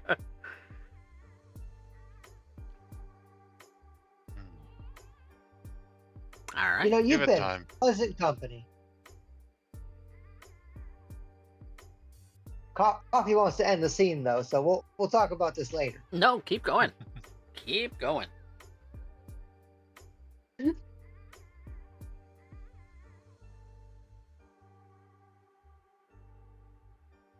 It was a nice night. Dante's going to tip back the last of his old-fashioned and kind of just offer an arm. Well, shall we? Let's shall. While the night is young. And I'll escort her out. Okay. Heading back to your vehicles so that both of you can go about the rest of your night. In the meantime,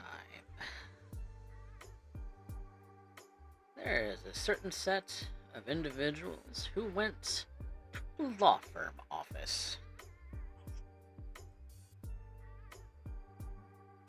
Yeah, I Jake. suppose there is now, ain't there? Jacob seems to have gotten himself busy, probably doing some work. Am I right, Jacob? Yes, he's kind of slipped in to talk to one of the associates at the law firm. Files in hand, opening up his briefcase, handing them across. Am I perhaps who am I talking to?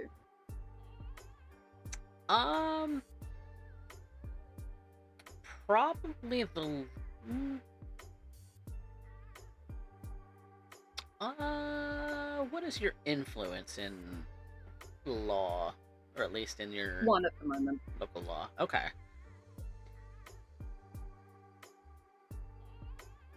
So I imagine this firm.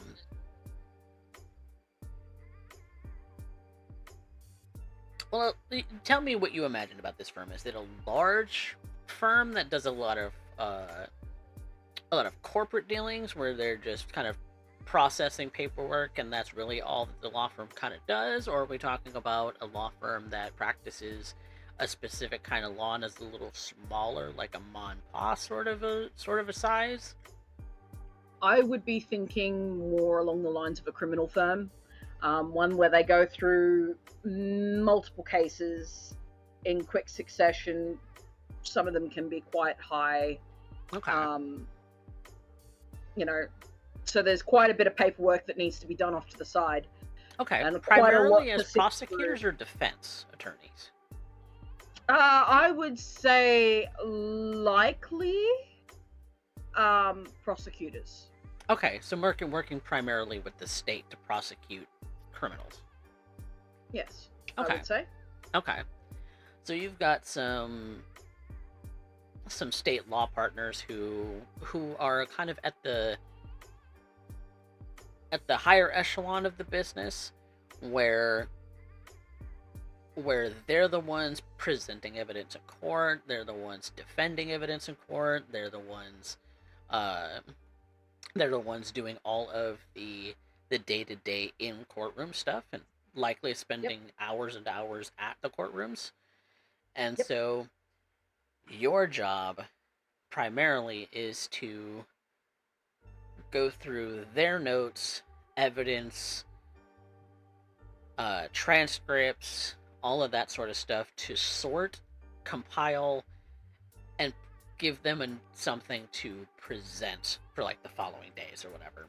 So that's yeah, to make it easier, so it takes a little bit of effort off of. yeah. So you're kind of like a their law administrative assistant, sort of a Yes. deal, where Yes. you don't do a whole lot of presenting in court, obviously, because you are not around during the day.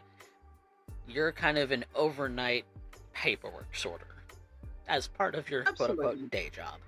But that does give you plenty of access to look through files to sort out those criminals, to sort out what evidence is piling up against them so that you can prosecute them as a firm,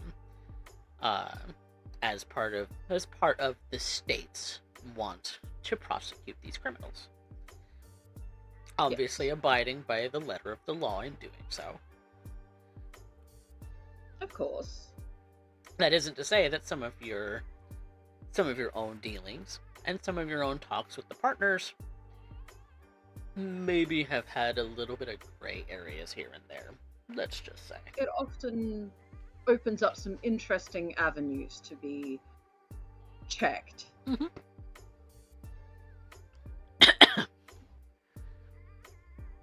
But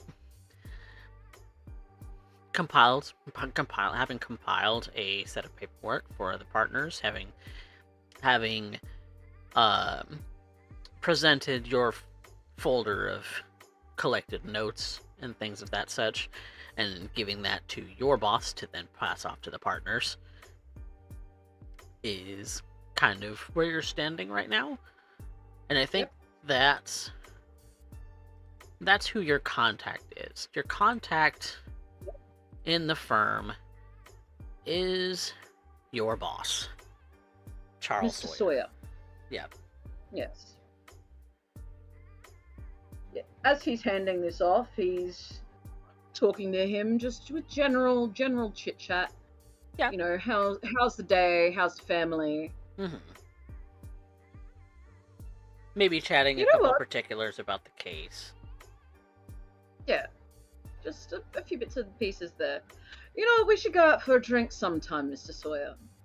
I've heard there's a nice place just opened up quite recently downtown. Oh, yeah? What place is that? I hear it's called Zombie, if you would. Zombie. Yeah, interesting little hole in the wall. Not going to lie, the owner of the place is quite a looker. Huh. Man, I must have blanked as to what kind of places are popping up around here, because the office that you're at is a little closer to downtown. Maybe not quite, but more towards the center of the city than on the outskirts. But he kind of strokes his chin a little bit.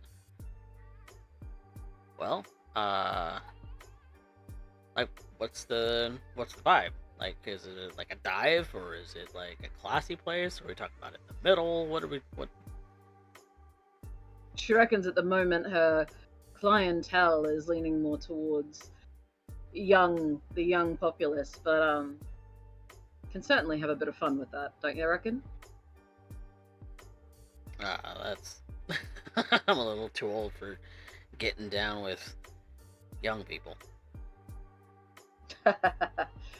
Never too old, never too old. Now, when my knees say so when it rains. Even still, I'd like somebody to go and check it out with me. Would you be interested in coming for a drink at some point?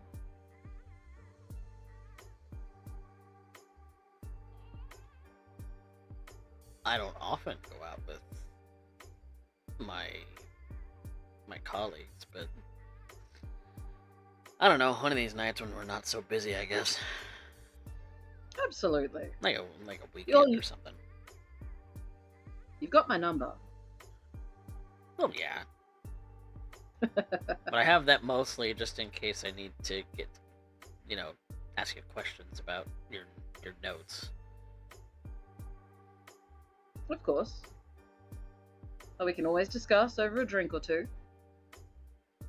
Well, if we're going out for drinks, it's off the clock. Obviously, we don't talk business at work, and we don't talk business while out We don't off talk the clock. business while out. Of course. But it's been a long night. I'm about ready to go home.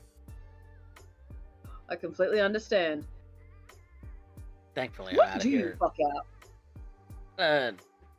In a little bit here, like about an hour. Well, don't work too hard. Well, you don't I'm either. starting to go grey from it. He rubs his rather smooth head.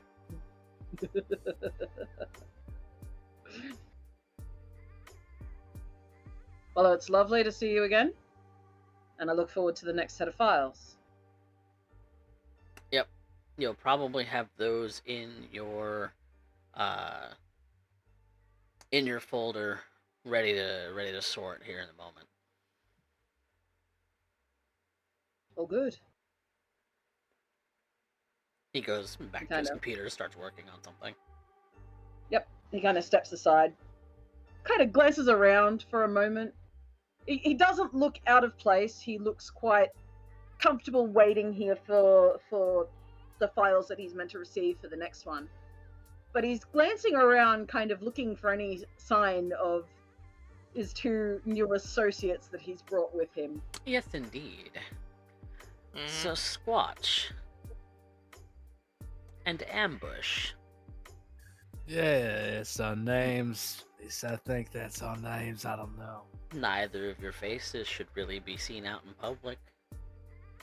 Did you enter the building? After popping unseen passage, yes.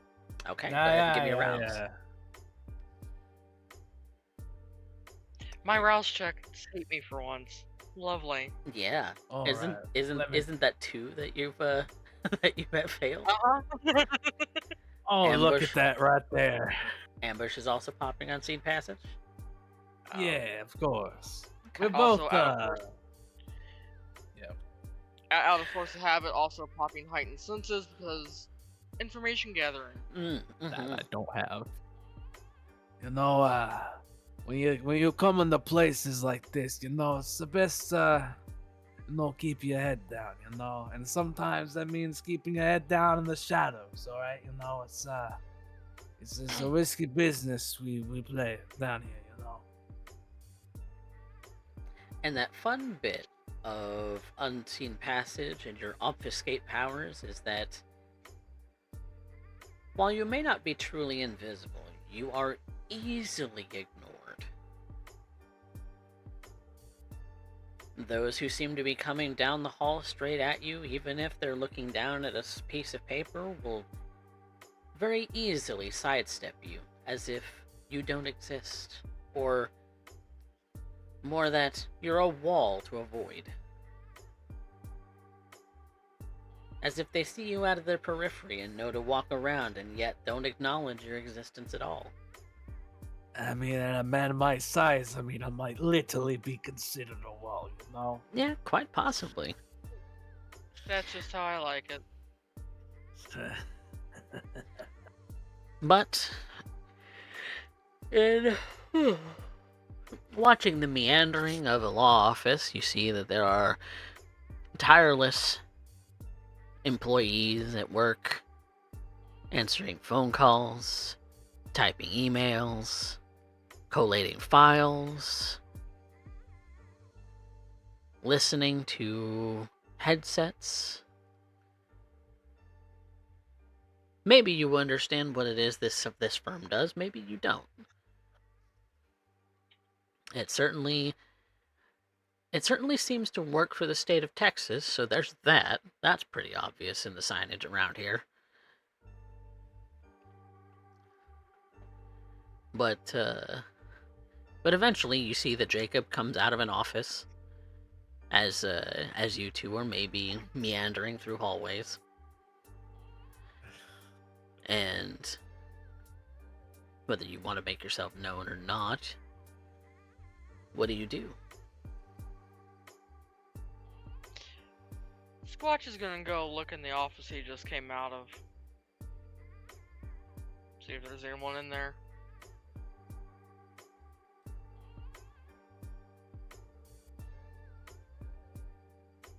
Nah. Yeah, you have fun going playing hidey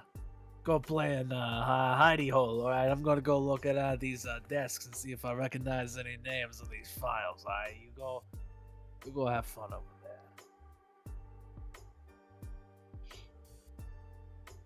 This is all internal, by the way.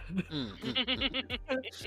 This is his thought process. This is assuming you two can even see each other. Like We probably can't. But the funny idea, it'd just be like that we somehow can. Squatch We're in would probably be sync. aware of the fact. It's just he doesn't care where Ambush goes at that point, because at this point, Ambush is not his problem. That's right. That's right. I'm the crown's problem, and don't you forget about that, alright?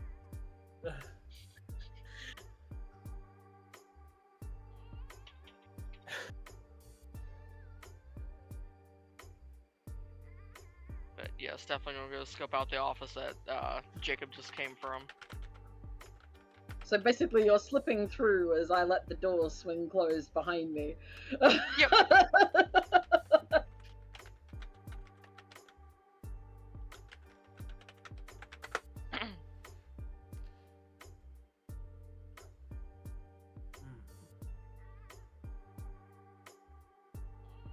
Okay. And what do you intend to do? If there's no one in there, I'm just gonna poke around, see what I can find. Okay. See what kind of files are in there. And you said in the office where Jacob just left? That's Charles. Yep. That's Charles' office, and he's in there still. Okay. I'm gonna watch him work for a little bit. And maybe see if maybe Jacob had just fed off this guy. Okay. Interesting. Roll me your vessel detect. And there's a reason why I popped heightened senses, so. Because that's an awareness check. Mm-hmm. Okay. It's an awareness check. 3. Okay. What is considered a success? It's difficulty 2. 2. Okay. Yep. He has not been fed on.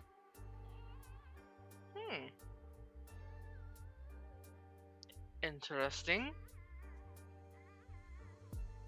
Well, he's gonna move and start looking over his shoulder, seeing what he's doing. Seeing what he's working on. Seems that he's got a lot of files on his computer that he's putting together, kind of putting into like a shared drive, it looks like, and dropping it into the shared drive. The drive just has a generic name and letter. Can I see anything of the files he's putting in there, or? That will be a separate wits awareness. Okay. No problem. Curious Nos is Curious Nos, and I'm gonna go ahead and willpower that. Okay. Because curiosity killed the cat, too.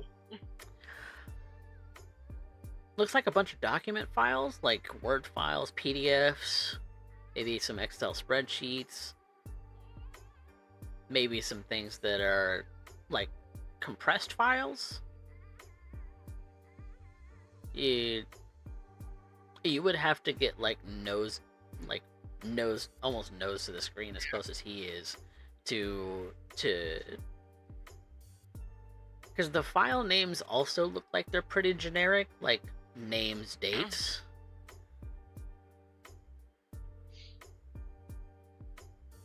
I'll make note of some of those names, but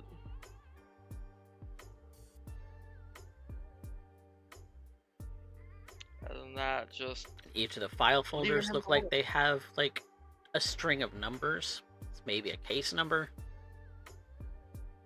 At least that's what you guess. yeah, probably the case. Certainly gives me a little bit more insight as this place. Maybe something I can run by either Dante or Ambush later on. Hmm.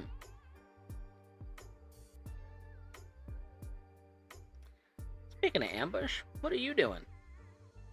So, in these source offices, there tends to be like the paralegals, and they got their sort of, their desks that are kind of all close together and jumbled. I'm just, strolling along, perusing like I'm shopping, just looking over the names on some of these files, see if I recognize any of my people, see if I recognize some names. A lot of the files are digital, some of which are paper that Jacob delivers, from time to time to his other colleagues. But you imagine that those are papers that he got from somewhere else that are eventually going to get scanned into the digital system. So, okay. Any sort of glimpses I can get if I peek over some shoulders of some of these poor lowlifes? You probably ain't getting as paid as much as they need to. Let me be real with you. I know this system, so if you're peeking over shoulders, much like Squatch was, then that's a waste awareness, my friend. Alrighty, this is gonna be terrible, so I'm gonna pop that rouse check real quick. I am a hungry man. Okay, it's gonna be fine. I'm only at 3. It's gonna be perfect. It's nothing to worry about. Nothing at all. All right, so we're gonna hit this button It's here. a lot of blood to spend in a day. We're gonna hit this, and then oh, baby. You said that was going to be a terrible roll, sir. Wow, you did better than I did. Jesus. That was as good as I could get. Okay. So, Ambush, remind me again where your criminal contact comes from. Where do you find yourself in the criminal underworld? I worked for this old little group, some like Hunende guy, like whatever. I forgot his last name. It wasn't really important, got brought on by my man, Deutsche, he's real up and coming gentleman, good man, handsome fella, go with all the ladies. And then I came down here, you sent me up with some of his people, which some of his people probably the reason why I am what I am today, but that's water under the bridge. I'm built different now, it's, I get the bust heads for fun now. I'm over it, alright? I'm over it. It's all good, okay? It's completely fine, alright? But, yeah, so he's got me set up with some people. I do some, hired muscle work for, criminals who need to like smuggle shit in, and sometimes they have me rough a few guys up, but it's child's play, it's child's play. It's fun times. It's all fun times here. Mm. So a little bit of a connection to the mafiosos of Texas. Oh yeah. Yeah, like I say, sometimes I need a guy to look big and strong and punch people up for him. It's normal things, And you're looking for names you recognize?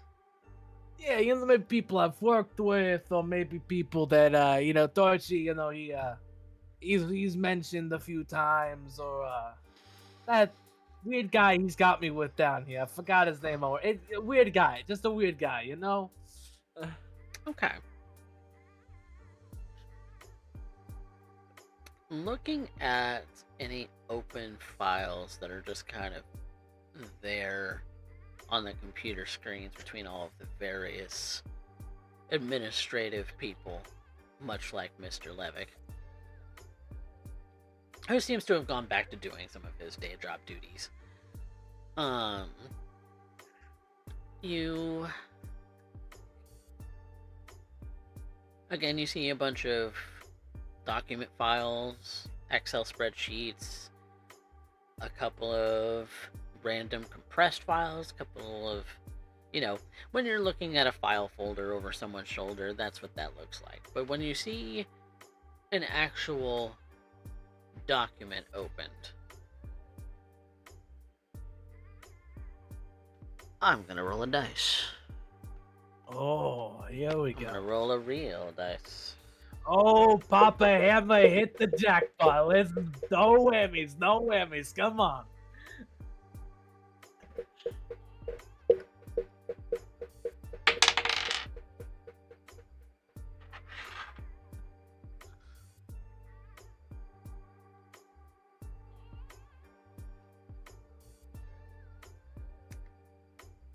A name. For a moment. Cassetta.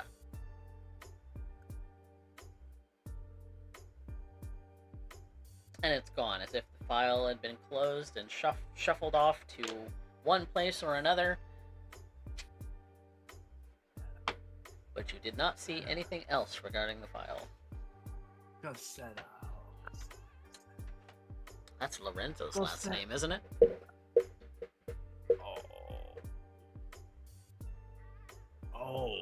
Oh my. Oh, Is he gonna get prosecuted by the state of Texas? Finally? Oh my God! I gotta warn him. Oh my God! I can't put put him away yet. I haven't beaten up for him yet. He hasn't paid me for the last 2 times. Oh no! I gotta say something. Are you keeping it chill?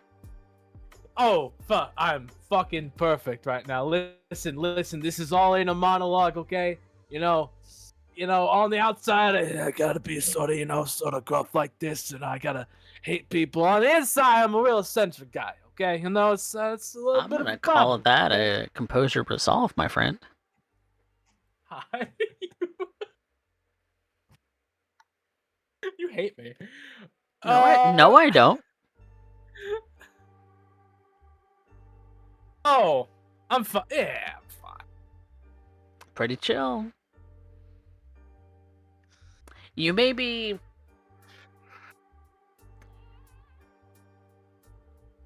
You're maybe shaking your arms as if you're stimming a little bit to try and contain yourself. Thankfully, it's not something that is making any noise. Thankfully, it's not something that is going and touching another individual.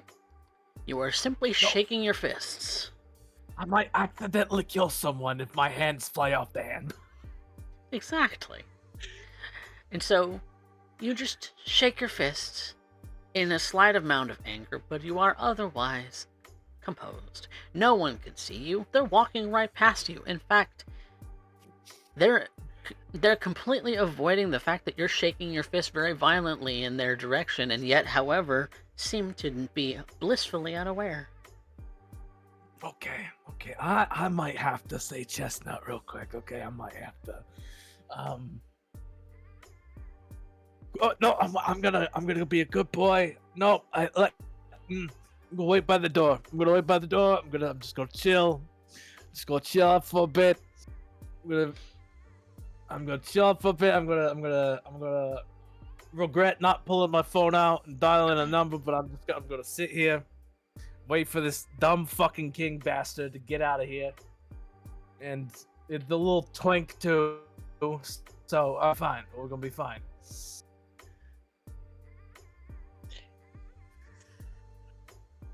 Jacob, about how long do you stay at the firm? He would stay there long enough to get the files. When he exits the office, door swinging closed behind him, he kind of takes a quick cursory glance over the folder he's got in his hands, just to kind of see a quick look at what he's got to work on this time around. Mm-hmm.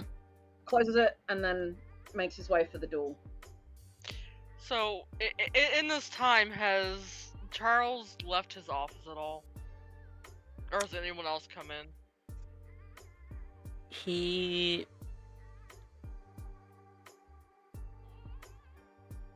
You do eventually see that he's getting up to leave. Collecting his things, turned off his computer, and is starting to come towards the door to leave for the day, it looks like. Okay, go and leave the office right behind him. And try to catch up with Jacob. Okay. Ambush, are you following Jacob out the door? Yep, I am. Because this was about to be funny if he wasn't leaving, because Jacob would have gotten a message going, can you come let me out of Mr. Sawyer's office? Yeah. So Jacob is going to make his way back to where he's parked his car. Okay. Which, Ambush, Squatch, you both have made it successfully out of the building. Ambush just appears right behind him, just towering over him, and he's like, "All right, motherfucker, I need to go, and I need something right now. I gotta go. We gotta make a pit stop, all right? We gotta make a little pit stop. It's gonna be fine.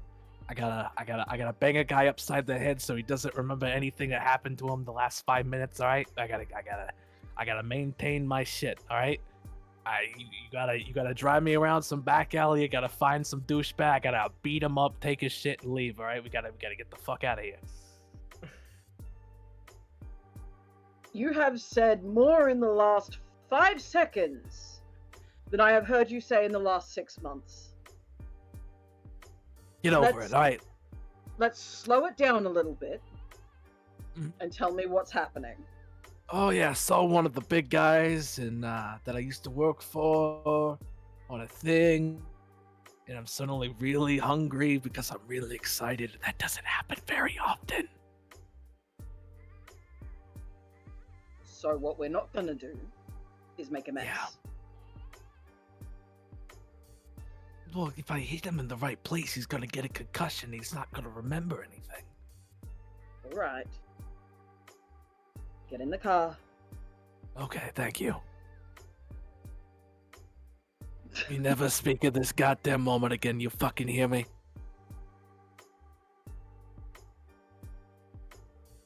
Squatch just finally reveals himself as Ambush is getting in. So what was the name you saw? Shut up. Get in the car. Well, I guess I can't tell you to shut up. Guess set up. Call set up.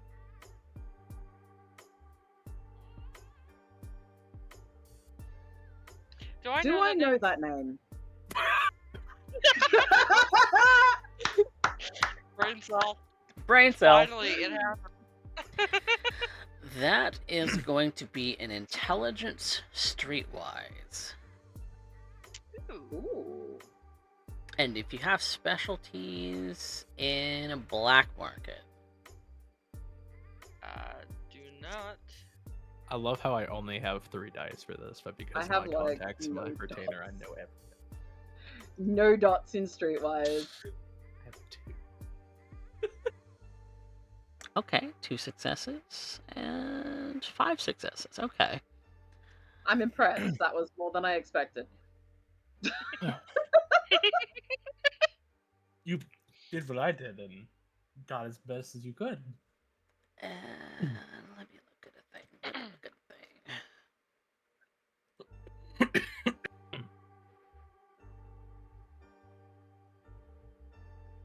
Coffee has taken over my sheet. Yes, I have.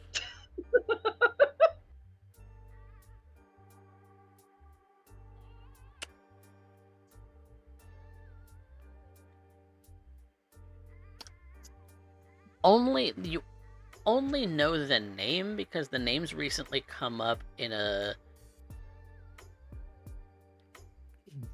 file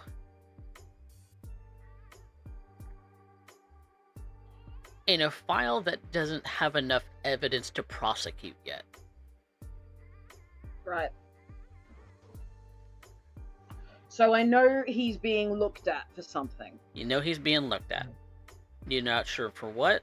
100%? It definitely is criminal intent of some kind.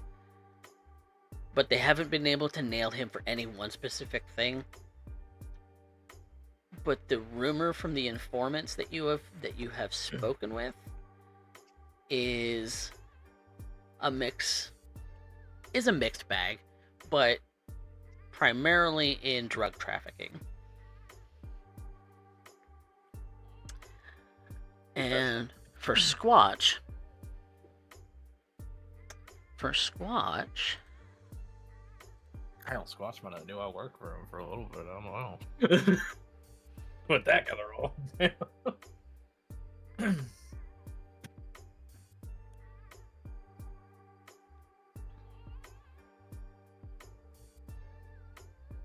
weirdly, Squatch, and this could just be from your proximity to Austin,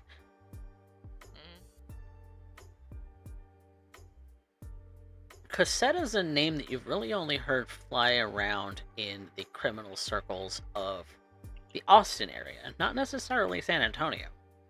So it's weird that this law firm here in San Antonio is taking up the case, but it could be that they're just collecting, they're just hired to collect whatever they can collect on him.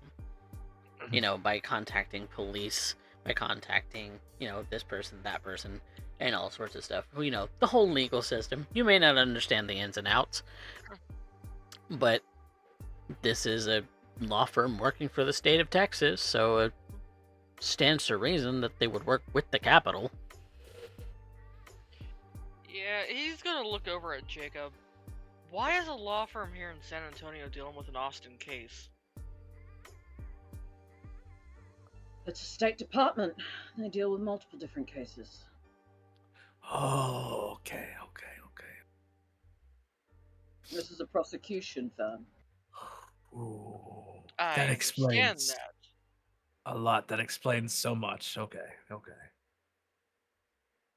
Still a little bit weird that a name that's more commonly floating around Austin is up here in San Antonio now, but And Squatch, you don't know why you Well- know that. You don't have connections to Austin. Usually, if a prosecution has a case passed into another area, it is due to the fact that there have been crimes committed in that area. Although, that being said, it's still all under the jurisdiction of Texas, so intercity is not such a problem. so Texas being Texas. Got it.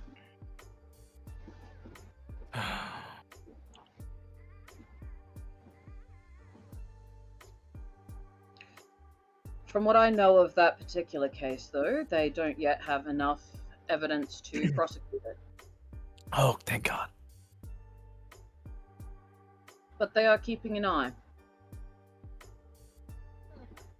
I take Less it as than somebody that you know. Oh, you know, when you're in the business that I'm in, you know, his voice kind of gets back to the lower kind of gruff. It's like, you know, faces are sort of, you tend to rough them up enough, you don't remember them. Names, however, those stick with you. There's some pulps and some alleyways that were definitely left because of things that man made me do. So, you know, let's have that under the record. Interesting. Oh, I'm sure it's only a matter of time before they get something on him. After all, even I heard the name and knew about that portion. Well, can't be too good at hiding now, can he? So Shane ain't getting my work, that's what I'm fucking saying. He's not a risk to you, is he, Ambush? Me? I mean, I worked for the guy. I mean, we had a mutual, I mean, he's paid me to do shit. I mean, I got money from him. He is a good source of income. I'm not gonna sit here and lie. Dude is fucking loaded, okay? Like, let me tell you. But he's not a threat to you. As long as he don't know what the fuck I'm doing, I sure as shit hope not. I mean, look, it's sort of figured I'd sort of kind of still do what I did there up here. You know, I'd fucking rough people up for money, get information from people, fucking, you know, talking shit in front of the guy they say not to ask questions. You don't know how many fucking people do that, by the way. It's fucking terrible. Tell you not to answer, not to ask questions. No, they tell me not to ask questions, and then they proceed to explain literally everything in front of me to the guy they're talking to.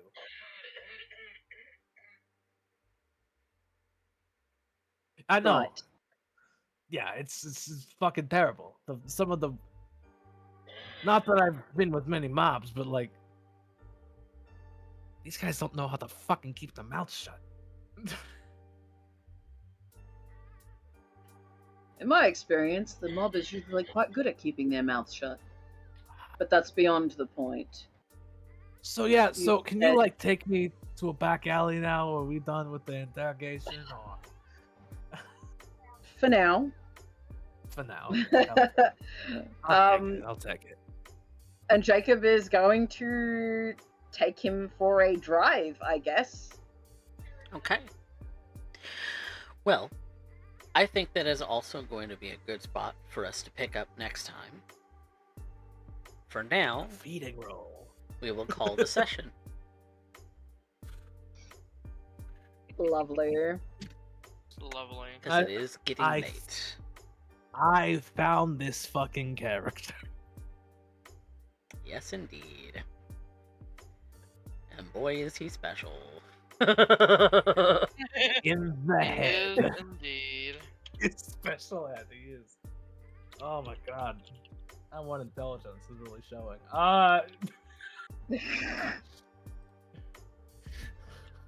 That's done.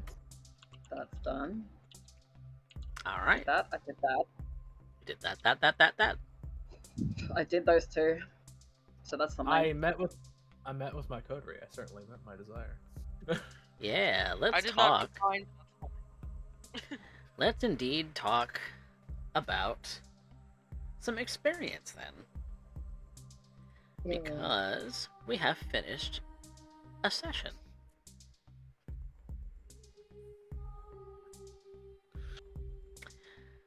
So, the way that we run things here is I give out an experience for our coterie members who have showed up today.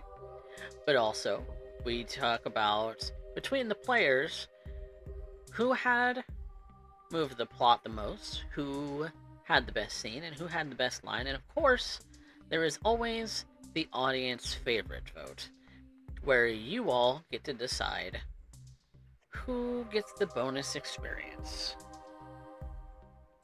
So, everybody gets their 1 for showing up. Congratulations. Those are your fancy points.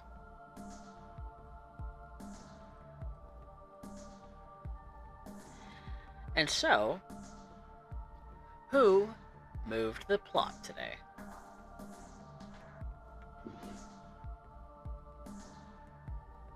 Oh shit, that's a hard one.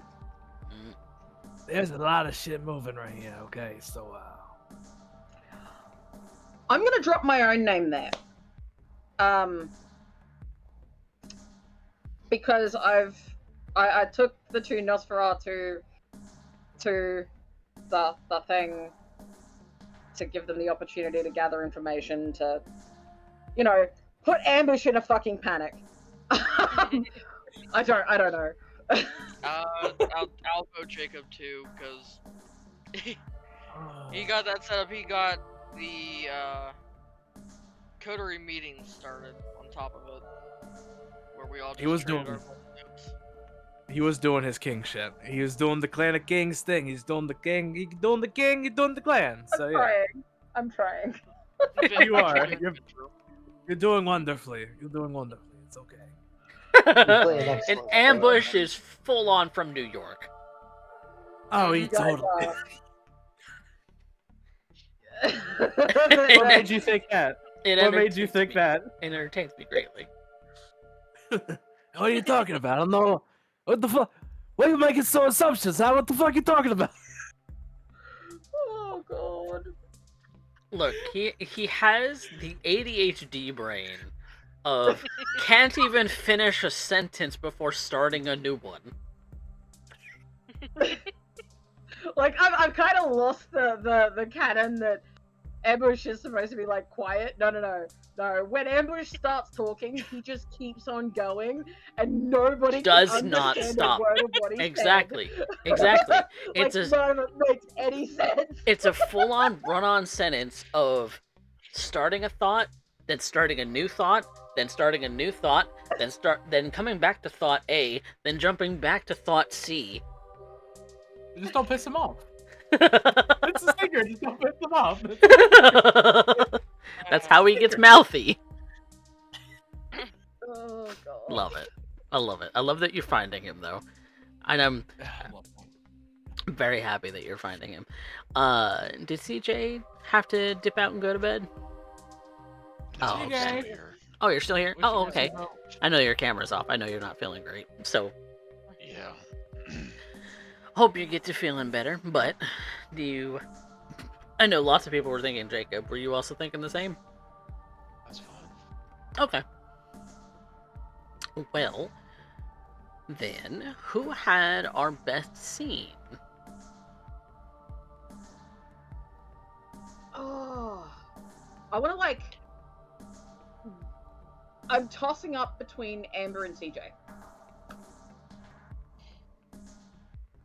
It Because TJ at the bar. Sorry, go on. I'm voting Amber for tactfully dodging the flash. That was pretty good. That was. I saw really it coming good. a mile away. Yeah. That was. Yeah, Really Coffee really set that up earlier with the light and the everything. So when that came up, I was so ready to get out of that. Thank you. I think I also have to give it a. Just I love everything about Alice. I really do. I love Alice so much. I gotta give it to you.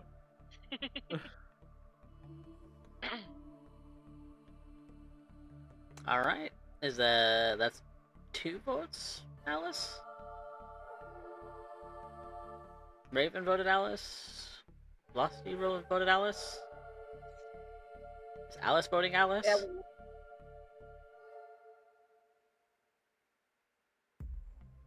I will vote Alice. Okay.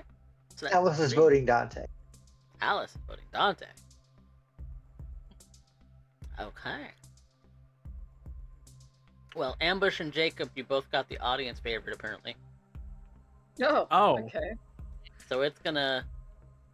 It could be... When you tie it up, chat, it is a roll-off. They call high or low, and if they either get it or they don't, between both of them.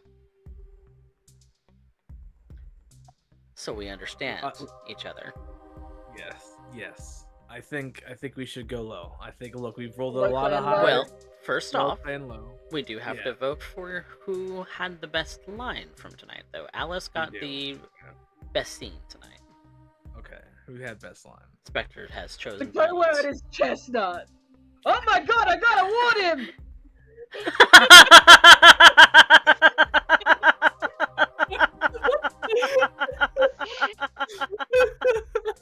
Yeah. The other one was from Alice. It's just so nice to see women in business. Thank you. Thank you.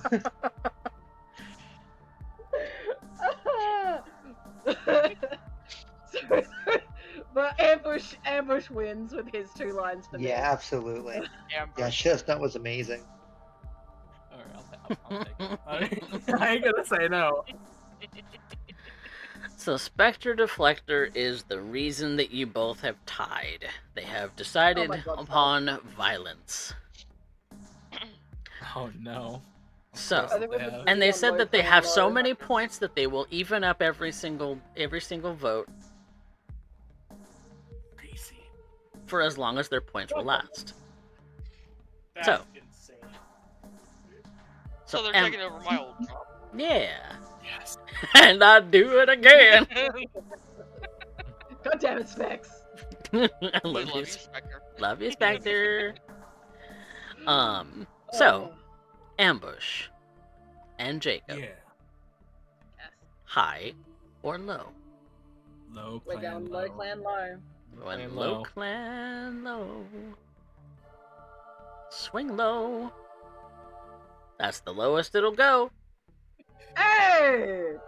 I'm gonna let you decide this from now on, because you're good at it. What the fuck? What do you mean I'm You good at it? both He's really earn. not. You're both I'm really earning 1 point of experience for that. Congratulations. Heck yes. So question. Mm-hmm. Games. Is desire only willpower? Only willpower. I Okay. do not do a house rule where you gain XP from it. Okay. Because I think that improperly imbalances the game. That is fair. I think that is completely fair. Okay. Because those who do not collect on their desires, wink wink, nudge nudge, Clayton, Yeah, because that's fair, everybody yeah. else's shit gets in the way, I fall behind. Fair. So- That sounds like a skill issue. You shut up. You shut up. I love you. Oh look, I have the same experience I started out with. Let's get. Hey yo. So you get I one think each, that's one for true. doing the thing, one for each thing. Yeah. One for each thing. One for each of the categories and one for showing up. So if you Thank you. earned any of the categories, go ahead and mark an experience for it.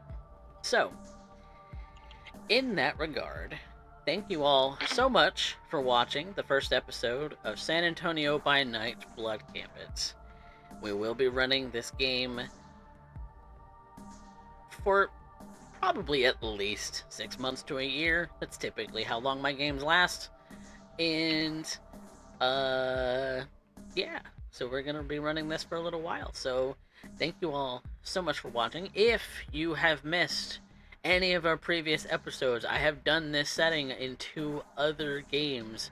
If you missed any of those, you should go back and watch San Antonio by Night and San Antonio by Night Aftermath on YouTube, because they're all posted there. I also have other games that I have hosted on this channel. You should check those out too. Telling you that there's a bajillion hours of tabletop content, so you are not starved for anything to watch. So go like and subscribe, and if you're here on YouTube and you haven't followed us on Twitch yet, you should come and watch us live, because that's where all the fun begins. Because you'll be like Spectre Deflector and tying up the damn pole in order to all or nothing my players into the audience vote experience. And so, thank you, Spectre, for being out in the audience. Thank you, everyone else who is in the audience. Thank you, Derek, for raiding earlier. And then I also saw that Tovi the Reader came by for a little bit there. So we love our fellow streamers. So give them a follow as well. Tovi does a lot of games. Derek does a lot of art. So you should all go check them out. But, yeah. And so, with all of that being said, thank you to my players for being wonderful players in our first episode. Let's say goodnight, everybody. Night. Night. Hey, everybody. This damn party is gonna drive me crazy.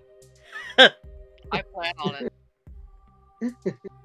Where's the lie, though?